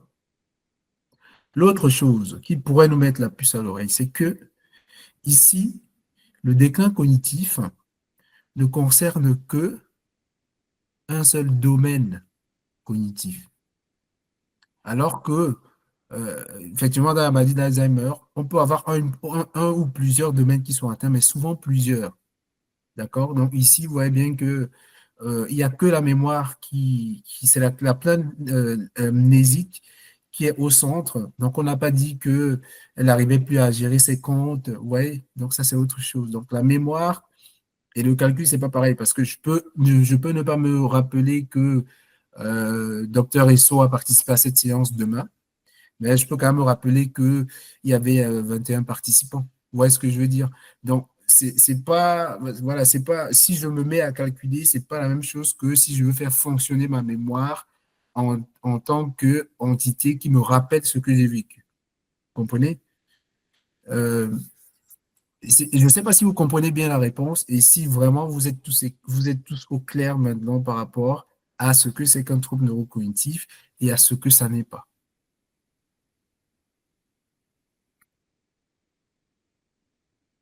Est-ce que vous êtes tous clairs ou est-ce qu'il y a encore des questions?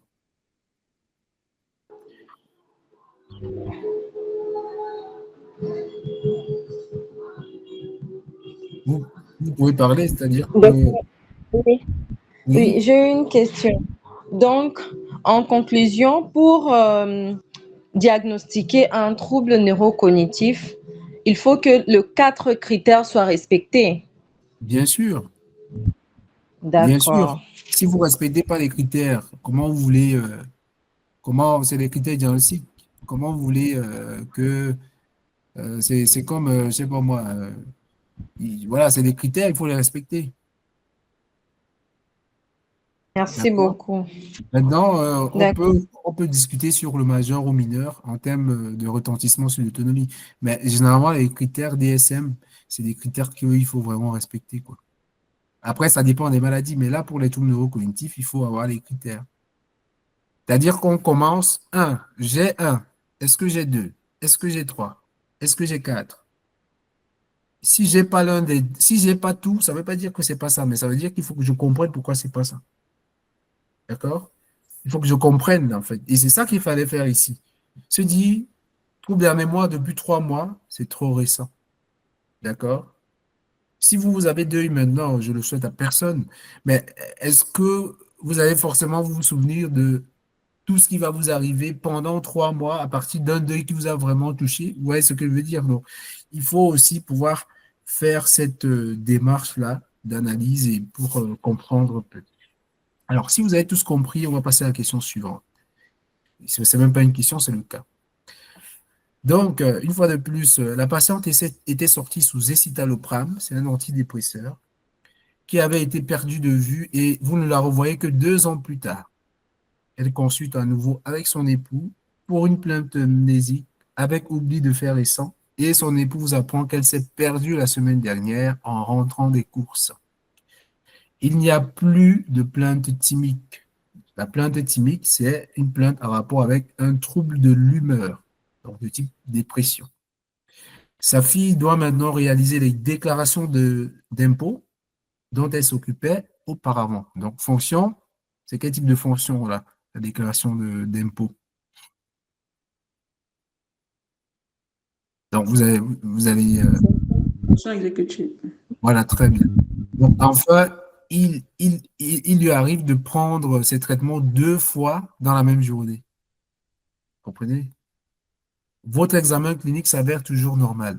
Bon, les gens qui aiment le MMS, c'est bien, parce qu'on est toujours à 23/30, avec un trouble de stockage de l'information, d'accord? Donc, on est sûr pour avoir une mémoire épisodique, et une atteinte des fonctions exécutives, comme on a dit tout à l'heure.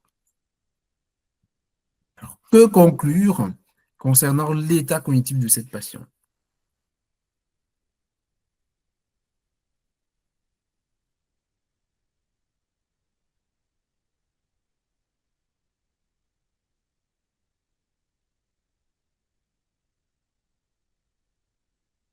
On arrive à la fin de notre présentation. On a du temps, hein, on a du temps, donc on pourra faire quelques questions-réponses. Ce qu'on observe, c'est en plus des troubles de la mémoire, elle présente aussi des troubles des fonctions exécutives qui font partie des fonctions cognitives. C'est Très une bien. aggravation cognitive. Voilà. Est-ce que, docteur Esso, la question que vous devez vous poser dans votre tête, c'est est-ce que les critères DSM-5 sont ici remplis cette fois-ci? D'accord? Est-ce Si, que je les crois qu'il y a, critères... oui, Oui. D'accord. plus de plaintes, il n'y a plus de plaintes cyniques, donc il n'y a plus de Voilà. dépression. On a un examen clinique qui est comment? Normal. D'accord? On a maintenant une atteinte de plusieurs domaines cognitifs. Mhm. Donc, effectivement, on peut dire que cette dame a des troubles neurocognitifs et on peut même dire que, bon, après, on ne peut pas vraiment dire s'ils sont modérés. Bon, disons que oui, on peut dire qu'elle a des troubles neurocognitifs. D'accord? Docteur, s'il vous plaît, est-ce qu'on peut dire que ces troubles neurocognitifs sont majeurs? Alors, est-ce qu'on peut dire que ces troubles neurocognitifs sont majeurs? Mhm. C'est quoi le critère pour dire qu'un trouble neurocognitif est majeur? Dire qu'un trouble neurocognitif est majeur, il faudrait que il y ait que le déficit cognitif n'interfère plus avec les activités de la vie quotidienne. Non, vous avez renversé là. Mhm. Voici le critère que j'ai surligné. Vous le voyez? Oui, C'est le docteur. critère qui dit si on est majeur ou alors si on ne l'est pas. D'accord? C'est le critère 2. Mhm. Ça veut dire que notre patiente, est-ce qu'elle avait besoin d'aide pour les activités requérant les fonctions exécutives tout à l'heure? Oui. Donc, trouble neurocognitif, il est majeur. Mhm. Donc, on peut avoir, c'était aussi pour vous dire, attention, on peut avoir un trouble neurocognitif majeur avec un MMS qui n'est pas très bas. Ça dépend du niveau social et culturel de la personne. Comprenez? Donc, on peut avoir, comme ça, c'est pour ça qu'on dit le MMS, c'est pas un outil diagnostique, c'est un outil d'évaluation, c'est même un outil de dépistage, mais même pas parce qu'il y a des tests neuropsychologiques plus avancés qui permettent vraiment de préciser si on est dans une maladie d'Alzheimer ou pas. Il y a le le RI16, qui est un empan avec plusieurs mots et qui permet d'évaluer le rappel libre et le rappel indicé. Et si on fait ce test à cette dame, je suis sûr que puisqu'il y a des troubles du stockage de l'information, on se rendra quand même compte qu'il y a, voilà, qu'il y a ce trouble du stockage, qu'il y a des troubles de l'indissage, qu'il y a aussi des soucis avec la restitution. Bon, ça, c'est trop technique, mais ça ne vous sert à rien à ce stade. Ce qu'il faut comprendre, c'est que le MMSE, c'est un élément parmi tant d'autres, mais c'est comme les dédimères. C'est-à-dire que ce n'est pas parce que c'est positif qu'on a des troubles neurocognitifs, c'est pas parce que c'est négatif que, voilà, vous voyez ce que je veux dire. Donc, il y a tout un raisonnement autour. Et la remarque que je voulais vous faire et que je fais toujours à ceux que j'encadre, c'est que à aucun moment dans votre définition, ici, on ne parle de MMS. Comprenez?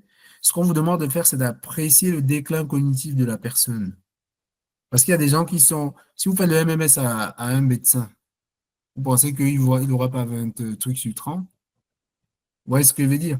C'est pour dire qu'il y a aussi ce niveau-là qui fait que la personne est capable d'avoir un bon MMS, parce que 23 sur 30 n'est pas si catastrophique. À 23, on peut encore être éligible pour le traitement, le nouveau traitement. Mais ça dépend.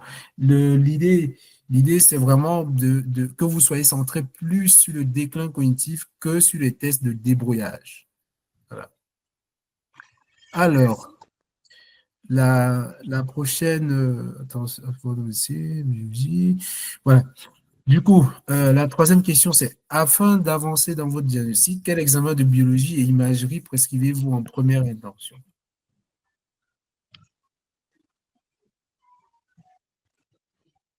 Comme bilan biologique, je ferai en première intention une NFS à la recherche de, voilà, s'il y a une infection dessous, les globules blancs, ou bien pour voir le taux d'hémoglobine, s'il y a une anémie. Et en dehors de la NFS, je fais également la CRP, la CRP, toujours pour voir s'il y a une inflammation ou une infection. Et en dehors de ça, je ferai également en première intention la glycémie, une glycémie à jeûne, pour voir si la patiente n'est pas en hypoglycémie ou bien hyperglycémie même. Aussi l'ionogramme. Alors, c'est quoi l'objectif général? Je vous arrête parce que d'une façon globale, c'est quoi l'objectif de votre général de vos examens de biologie et d'imagerie? Les objectifs.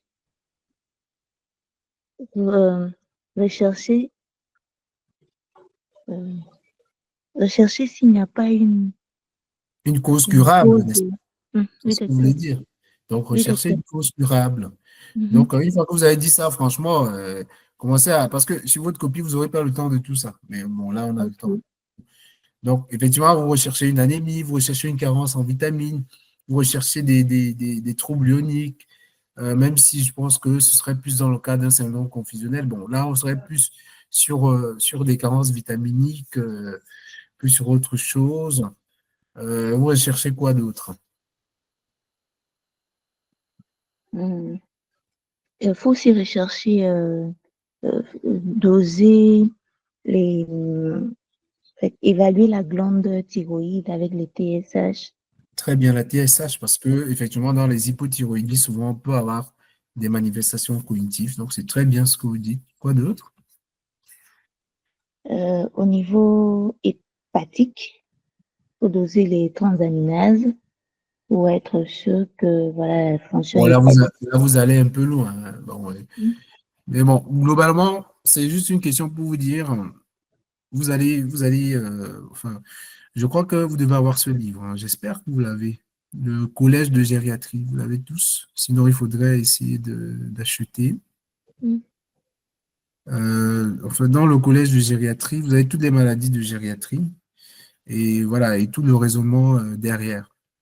Donc, l'idée ici, c'est vraiment d'exclure une cause curable et de rechercher, non seulement il faut exclure une cause curable, mais il faut également rechercher ce qu'on appelle un facteur qui peut précipiter ou aggraver l'expression des troubles neurocognitifs.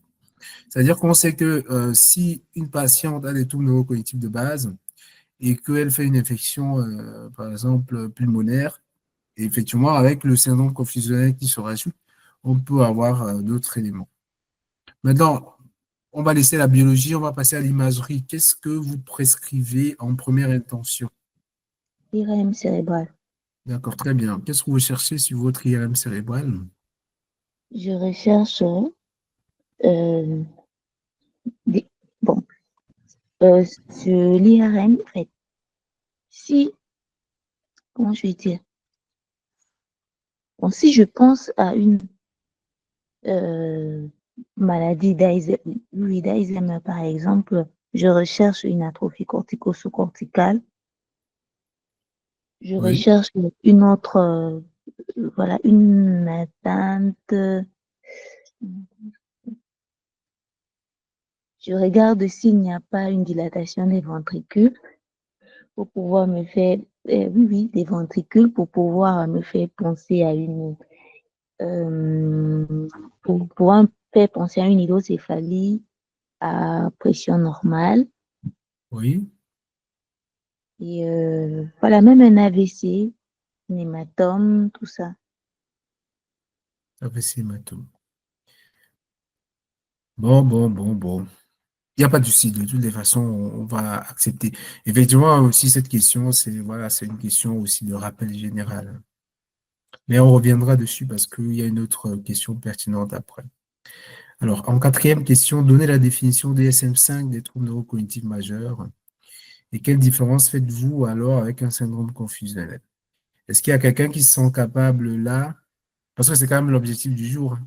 Est-ce qu'il y a quelqu'un qui se sent capable de nous donner la définition DSM-5 des troubles neurocognitifs majeurs et d'en faire la différence avec un syndrome confusionnel?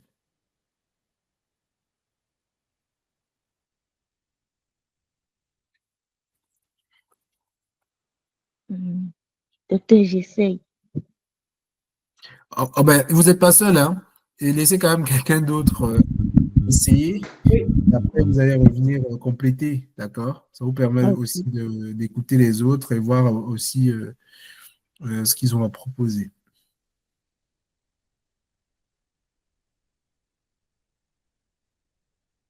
Oui, est-ce que nous pouvons nous fier aux critères de définition des troubles neurocognitifs majeurs? Je crois, premièrement, il y a le déclin cognitif qui est significatif par rapport au niveau antérieur. Oui, ça, c'est le premier critère. Oui. Oui, le premier.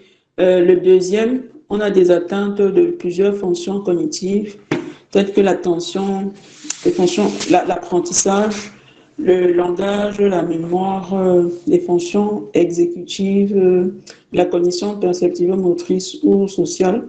Le troisième critère concerne également l'interférence avec l'autonomie dans les activités quotidiennes qui nécessitent une assistance. Le prochain, c'est que vous avez dit comme tout à l'heure, que ça ne survient pas uniquement dans un contexte de délirium ou de syndrome confusionnel. Le dernier critère concernait les autres affections. Ce n'est pas mieux expliqué par une autre affection mentale. Par exemple, la déplation. D'accord. Bon, globalement, c'est ça, hein. Voilà. Alors, Quelle différence faites-vous alors avec un syndrome confusionnel? Bon, comme tout à l'heure, je suis en train de discuter sur la différence entre le syndrome confusionnel et les troubles neurocognitifs. On parlait de 3 mois.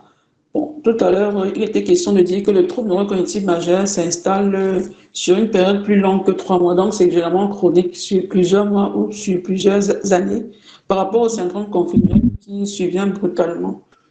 Oui. L'autre élément, vous avez parlé en précisant sur le syndrome confusionnel que ça se caractérise par des fluctuations. Oui, des fluctuations de conscience et de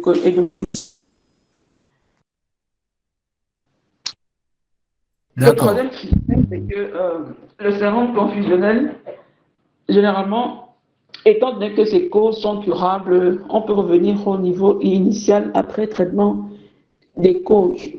Ah, oui, tandis que généralement le trouble neurocognitif majeur, comme nous avons vu, plusieurs étiologies qui sont incurables, telles que la maladie de Parkinson, là on parlait des atteintes vasculaires, de la maladie d'Alzheimer, généralement sont des causes qui sont difficilement curables, donc pas facilement réversibles. D'accord. Ok, je comprends. Je comprends ce que vous dites. Et bon, globalement, c'est l'idée, mais c'est pas précis. Mais c'est pas grave, c'est parce qu'on n'a pas encore vu la définition DSM-5 du syndrome confusionnel, d'accord? Quand vous allez regarder, en révisant ce qu'on a vu ce soir, la définition DSM-5 du syndrome confusionnel, vous allez bien voir la différence entre le syndrome confusionnel sur la base des critères DSM et Ah oui, le syndrome majeur, voilà, également sur la base des critères DSM. Donc, c'est très important, les critères DSM. Vraiment, c'est central. Et voilà, c'est à connaître par. Donc, vous devez connaître les critères DSM des troubles neurocognitifs majeurs, obligatoires. Vous devez connaître les critères DSM des syndromes confusionnels. Et vous devez pouvoir être capable, et je vais m'en assurer à l'examen blanc de ce mois, de faire la différence entre un syndrome confusionnel et un trouble neurocognitif majeur chez un patient en fonction de la présentation clinique. Vous devez aussi pouvoir faire la différence entre un syndrome confusionnel, un trouble neurocognitif majeur et un épisode dépressif ou maniaque chez une personne âgée. C'est vraiment le côté sensible de la gériatrie. En fait, ce que j'ai aussi remarqué par rapport à la définition du syndrome confusionnel, c'est que ce que j'ai trouvé, c'est qu'il y a plus atteinte de l'attention et de l'orientation. Mais il est aussi possible qu'il y ait d'autres perturbations cognitives. Oui. Par contre, dans le cadre des troubles neurocognitifs majeurs, nous avons beaucoup plus de fonctions cognitives. L'hypnotémnésique. Oui, beaucoup plus de Voilà, fonctions très cognitives. Très bien. Également, ce que j'ai remarqué par rapport au mode d'installation, comme j'ai dit tout à l'heure, je crois que l'autre critère, c'est par rapport au domaine de l'autonomie. Je crois que lorsqu'on parlait du problème d'autonomie, on n'a pas vraiment fait allusion à la perte d'autonomie. Comme dans le cadre des troubles neurocognitifs majeurs, on n'a pas vraiment fait allusion à ça dans le cadre du syndrome confusionnel. Je crois que c'est ça. D'accord. Oui, globalement, c'est ça. Mais ce que je vous dis là, bon, après, on ne va pas réciter les cours ici. C'est pas l'idée, vous comprenez? L'autre élément, c'est que c'est correct. C'est par rapport, le syndrome confusionnel peut être causé par une autre affection médicale.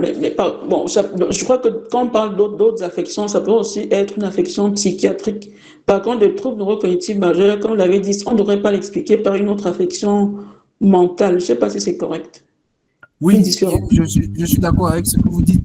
Mais je vous dis simplement que l'idée ici, c'est de vous faire connaître les deux définitions, connaître les deux critères DSM et pouvoir faire la différence. Ça, c'est très important.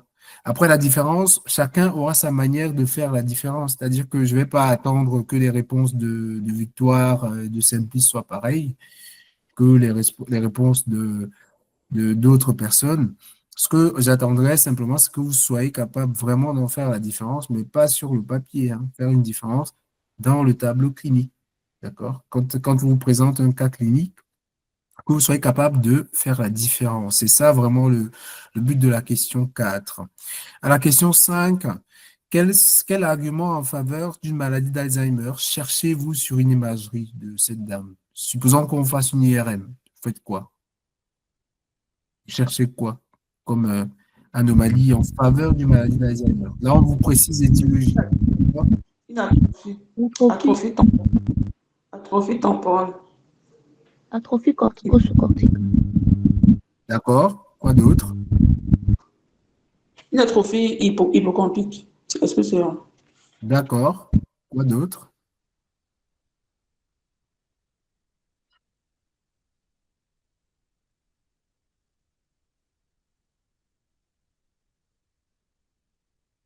Donc, oui, globalement, vous avez bien raison. Donc, il faut rechercher une atrophie temporale interne et hippocampique. D'accord? Et cette atrophie hippocampique, il faut la grader suivant l'échelle de Sheltens. L'échelle de Sheltens, c'est une échelle importante pour la gradation de l'imagerie dans la maladie d'Alzheimer, surtout de l'atrophie hippocampique. Et ça nous permet de savoir à quel stade, à peu près, est-ce que la personne se trouve. Donc, c'est très important que le mot échelle de Sheltens ressorte dans votre recherche d'atrophie hippocampique. Ensuite, il faut, puisqu'on a dit en faveur d'une maladie d'Alzheimer, il faut quand même être sûr qu'il n'y a pas les autres causes. Donc, il n'y a pas de cause de démence vasculaire, il n'y a pas de dilatation ventriculaire en rapport avec une hydrocéphalie à pression normale, mais ça, c'est le bilan négatif. Mais dans le positif ici, c'est vraiment l'atrophie temporale interne et hippocampique qu'on mesure avec l'échelle de Sheltens. On peut aussi, comme la collègue a dit tout à l'heure, avoir une atrophie corticale et sous-corticale diffuse cette fois-ci, qui traduit vraiment la rareté du cerveau dans l'image. Et c'est vraiment aussi caractéristique de la maladie d'Alzheimer. Bon, ça, c'est à l'imagerie. On aurait pu compliquer la question en disant la ponction lombaire, mais je vous invite également à savoir, à rechercher quelles sont les anomalies à la ponction lombaire, à l'analyse du liquide céphalo-rachidien d'une personne qui a une maladie d'Alzheimer. Ça, c'est aussi quand même important à savoir parce qu'il s'agit quand même d'une taupathie et il faut quand même savoir un peu comment est-ce que ça se recherche aussi, parce que même dans les examens de biologie, vous auriez pu proposer une ponction lombaire. C'est quand même vachement intéressant hein, chez les patients qui ont une maladie d'Alzheimer où on veut avoir des éléments pour confirmer le diagnostic ou alors pour mieux orienter le diagnostic, parce que c'est pas évident de confirmer un diagnostic de maladie d'Alzheimer chez la personne vivante, mais on s'appuie sur des faisceaux d'arguments pour dire que très probablement, on est sur tel ou tel tableau. Alors, la question 6, je l'ai mise là, mais je pense que ce sera quand on aura beaucoup plus avancé dans la formation, que vous allez voir quels sont les éléments de prise en charge. Mais je vais vous poser quand même la question pour voir un peu ce que vous en pensez. Selon vous, c'est quoi? C'est quels sont les éléments qui font partie de la prise en charge de ce patient spécifique? Je rappelle que quand vous avez un cas clinique, essayez de faire en sorte que vos réponses répondent vraiment à la problématique du patient qui vous est présenté. C'est-à-dire qu'il faut éviter, tant que la question ne vous demande pas de sortir du cas, comme les questions sur les définitions des DSM-5 et autres, il faut vraiment essayer de rester centré sur le patient. Et par rapport au patient que vous avez à accompagner, quel élément spécifique vous proposez. Voilà. Je vous écoute. La prise en charge de notre patiente est pluridisciplinaire.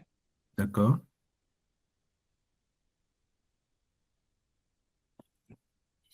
Alors, c'est quoi les disciplines qui interviennent?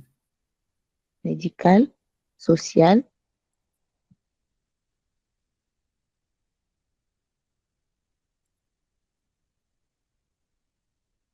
c'est tout ce que je peux dire, docteur. Oui, enfin, je ne vous en veux pas parce qu'on est au début de la formation, d'accord? Vous n'avez pas, de toutes les façons, moi, aujourd'hui, je ne vous demande pas de faire des prises en charge. Hein. Je commence, si c'était un cas de pneumopathie et tout, oui, on avait discuté, mais sur ce type de maladie, je préfère qu'on prenne le temps. Hein. Moi, je reviendrai toujours sur les mêmes thématiques, c'est-à-dire qu'on va évoluer aussi en niveau. Hein. en fonction de comment est-ce qu'on avance dans la formation. Effectivement, cette question est là vraiment juste pour vous titiller et pour vous, comment dire, vous faire déjà rappeler que la prise en charge est pluridisciplinaire. Il y a quand même le volet médical, comme vous avez dit, et dans ce volet médical, on a des activités, on a un volet encore qui peut être médicamenteux ou alors non médicamenteux. On a aussi le soutien familial parce que on a bien vu qu'il y a un époux à aider, donc il faudra aider l'époux. C'est ce qu'on appelle l'aide aux aidants dans l'accompagnement de ceux qui ont les troubles neurocognitifs. C'est dans le registre de l'aide aux aidants qu'on propose des mesures de répit. Des mesures de répit qui peuvent être des séjours temporaires, des hébergements temporaires, des accueils de jour ou des ateliers de stimulation mémoire. Il faut penser aussi au quotidien parce qu'on a vu que c'était une dame qui était plus capable de faire la cuisine, qui était plus capable de faire ses comptes. Est-ce qu'il faut proposer une mesure de protection, une curatelle, une tutelle? Est-ce que... Ouais, donc c'est quand même très compliqué. Je ne vous demande pas ça, mais je vous fais juste, je vous explique juste comme ça comment est-ce qu'on va évoluer dans la formation. Est-ce qu'il faut faire une curatelle? Est-ce qu'il faut mettre en place une mesure de protection juridique? C'est comme ça que ça s'appelle. Parce que vous avez vu qu'elle est plus capable de gérer ses impôts, donc il faut protéger la personne. Vous avez vu également que il y aura le problème avec les repas, donc, parce que peut-être qu'elle est plus capable de faire la cuisine, c'est elle qui faisait la cuisine et peut-être pas son époux, donc il faut penser au portage des repas, il faut penser à l'aide pour le ménage, il faut penser à la mise en place des aides pour la dépendance, voilà, donc il y a quand même pas mal de choses à faire. Il y a aussi ce qu'on appelle les équipes spécialisées Alzheimer, c'est-à-dire que pour vraiment l'accompagnement spécifique des gens qui sont atteints de la maladie d'Alzheimer, il y a les ESA, ESA, ce sont les équipes spécialisées Alzheimer qui sont vraiment bien et qui sont capables de se rendre dans les domiciles et de proposer voilà, de l'accompagnement vraiment spécifique pour ce type de malade. Voilà, globalement, c'est un peu ça qu'il faut savoir. Sur la maladie d'Alzheimer. Donc, on n'a pas tout vu, hein, c'est pas le détail, mais l'idée, c'était de vous présenter aujourd'hui les troubles neurocognitifs, de vous en présenter aussi les diagnostics différentiels, de vous présenter des tableaux qui peuvent vous prêter à confusion, et finalement, de vous présenter aussi le syndrome confusionnel, qui est quand même quelque chose de ultra fréquent en gériatrie et qui est souvent pris à tort pour un trouble neurocognitif. Voilà, je préfère qu'on s'arrête là pour aujourd'hui parce que c'était quand même assez dense. Je ne sais pas s'il y a des questions avant qu'on ne conclue la séance.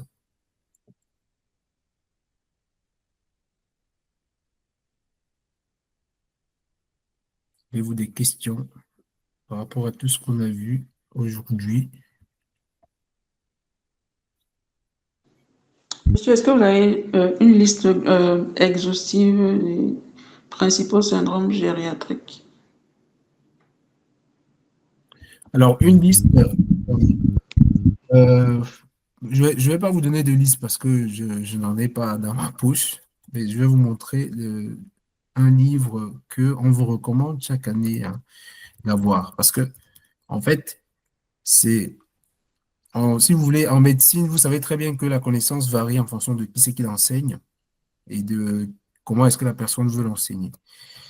C'est pour ça que ici en France, les enseignants, ils ont décidé de prendre, en fait, de vous proposer un livre. Est-ce que vous voyez toujours mon écran? Oui, oui, monsieur, c'est... De vous proposer un livre, voilà, un livre unique, vraiment qui constitue la référence de la connaissance théorique, une fois de plus. Parce que dans ce livre, vous n'allez pas voir les doses des antibiotiques, vous n'allez pas voir comment est-ce qu'on pose un diagnostic, non. C'est un livre qui dit comment est-ce qu'il faut définir les maladies en gériatrie, et notamment les syndromes gériatriques, des adaptations psychomotrices, quel bilan il faut faire pour tel ou tel examen. Voilà. Donc, il y a le collège, la 5e édition du Collège national des enseignants de gériatrie. C'est un livre que nous recommandons toujours à tous nos apprenants d'avoir. Il faut essayer de l'acheter. Si vous n'êtes pas en France, essayez de demander à ce que quelqu'un vous l'achète ici. Ça doit coûter une trentaine d'euros. Je sais pas. Non, non, en fait, je l'ai, monsieur, je l'ai là. Oui. Et donc là, en fait, dans ce Je crois que c'est bien ça qu'il faut donc retenir comme syndrome gériatrique. Je crois que c'est ce que vous dites. oui, après les syndromes gériatriques, on ne peut pas être exhaustif, mais déjà, ce qu'on a cité tout à l'heure, c'était des syndromes gériatriques. D'accord? L'isolement social, la dénutrition, les troubles sphinctériens, euh, euh, la constipation. Voilà, on a quand même beaucoup d'entités qui sont des syndromes gériatriques. Donc, les syndromes gériatriques, il n'y a pas une liste, mais c'est un peu aussi le bon sens de la personne et l'ensemble des pathologies qu'on retrouve dans la pratique gériatrique quotidienne. Donc, je ne peux pas vous faire une liste de toutes les façons, même si on vous fait une liste, vous n'allez pas tout retenir parce qu'il y a beaucoup voilà, de syndromes gériatriques. Je ne sais pas ce que vous en pensez. Excusez-moi, docteur, vous avez dit c'est le livre, c'est le collège de gériatrie. Oui, c'est ça, c'est un livre rouge. Vous cherchez la 5e édition, soit c'est la dernière édition. Et c'est très important aussi pour qu'on puisse discuter. D'accord? Mais pour répondre à notre collègue, effectivement, je vous ai dit qu'il y a la dénutrition, voilà, c'est des entités complexes. Il y a la déshydratation, les chutes à répétition, la confusion, les troubles neurocognitifs, la dépression, la perte d'indépendance fonctionnelle, les syndromes post-chute, et même les escarres. Certaines classent les escarres dans les troubles, les syndromes gériatriques. Il faut voir.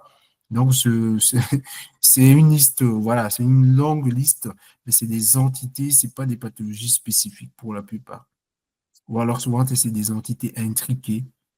Il y en a qui mettent la rhabdomyolyse, syndrome post-chute, chute, rhabdomyolyse. Donc, voilà. Après, c'est une question souvent qui est très orientée parce que ce qui va se passer, docteur Esso, c'est qu'on va vous donner un cas clinique comme aujourd'hui. Et dans ce cas clinique, on va vous demander de rechercher les syndromes gériatriques. C'est donc plus facile de faire comme ça que de se dire, ah, quels sont les syndromes gériatriques? Parce qu'il y en a tellement, on ne peut pas tous les citer. Il y a aussi la iatrogénie dans les syndromes gériatriques que j'ai oublié de citer. C'est même peut-être le syndrome gériatrique majeur à connaître. La iatrogénie, c'est tout ce qui est effet indésirable ou alors symptômes cliniques gênants liés aux médicaments. D'accord? Donc, voilà. Donc, je pense qu'on partira surtout d'un patient pour vous demander les syndromes gériatriques qu'il a, plutôt que sur une grosse question qui dit, voilà, c'est quoi les syndromes gériatriques? Comprenez? Oui, monsieur. Donc, voilà. Donc, globalement, vous allez voir. Oui. Pardon. Je voulais vous demander, est-ce que ce livre est suffisant pour être prêt pour cet examen? Est-ce qu'il est suffisant? Je demande, est-ce qu'il suffira pour vraiment être préparé convenablement pour cet examen? Non, non, pas du tout. Il suffit, le livre ne sera pas suffisant, mais pendant qu'on va évoluer dans la formation, on va vous proposer d'autres supports. Oui, mais le livre ne sera pas suffisant, sinon on ne ferait pas ce cours.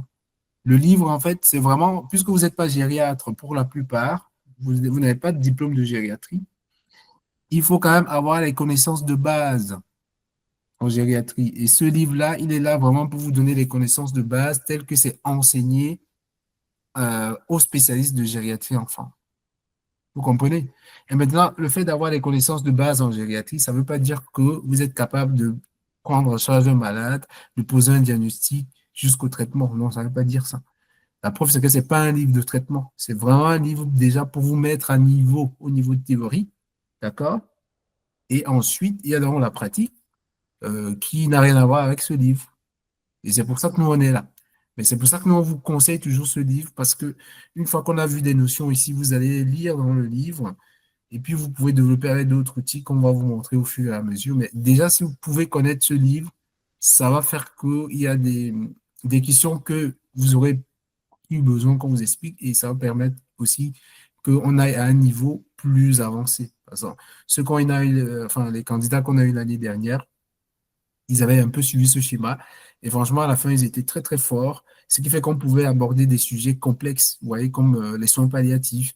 On pouvait aborder le traitement morphinique, traitement par les morphiniques. On pouvait aborder la gestion la gestion des troubles psychocomportementaux. Vous voyez, donc c'est très complexe, mais je ne peux pas vous donner toutes les connaissances si vous ne faites pas ce travail personnel théorique, parce que n'étant pas gériatre, il faut quand même, on est d'accord hein, que c'est la base, c'est-à-dire qu'il faut quand même déjà avoir cette base, et après, maintenant, nous, on va développer vos compétences pour que vous soyez compétitifs.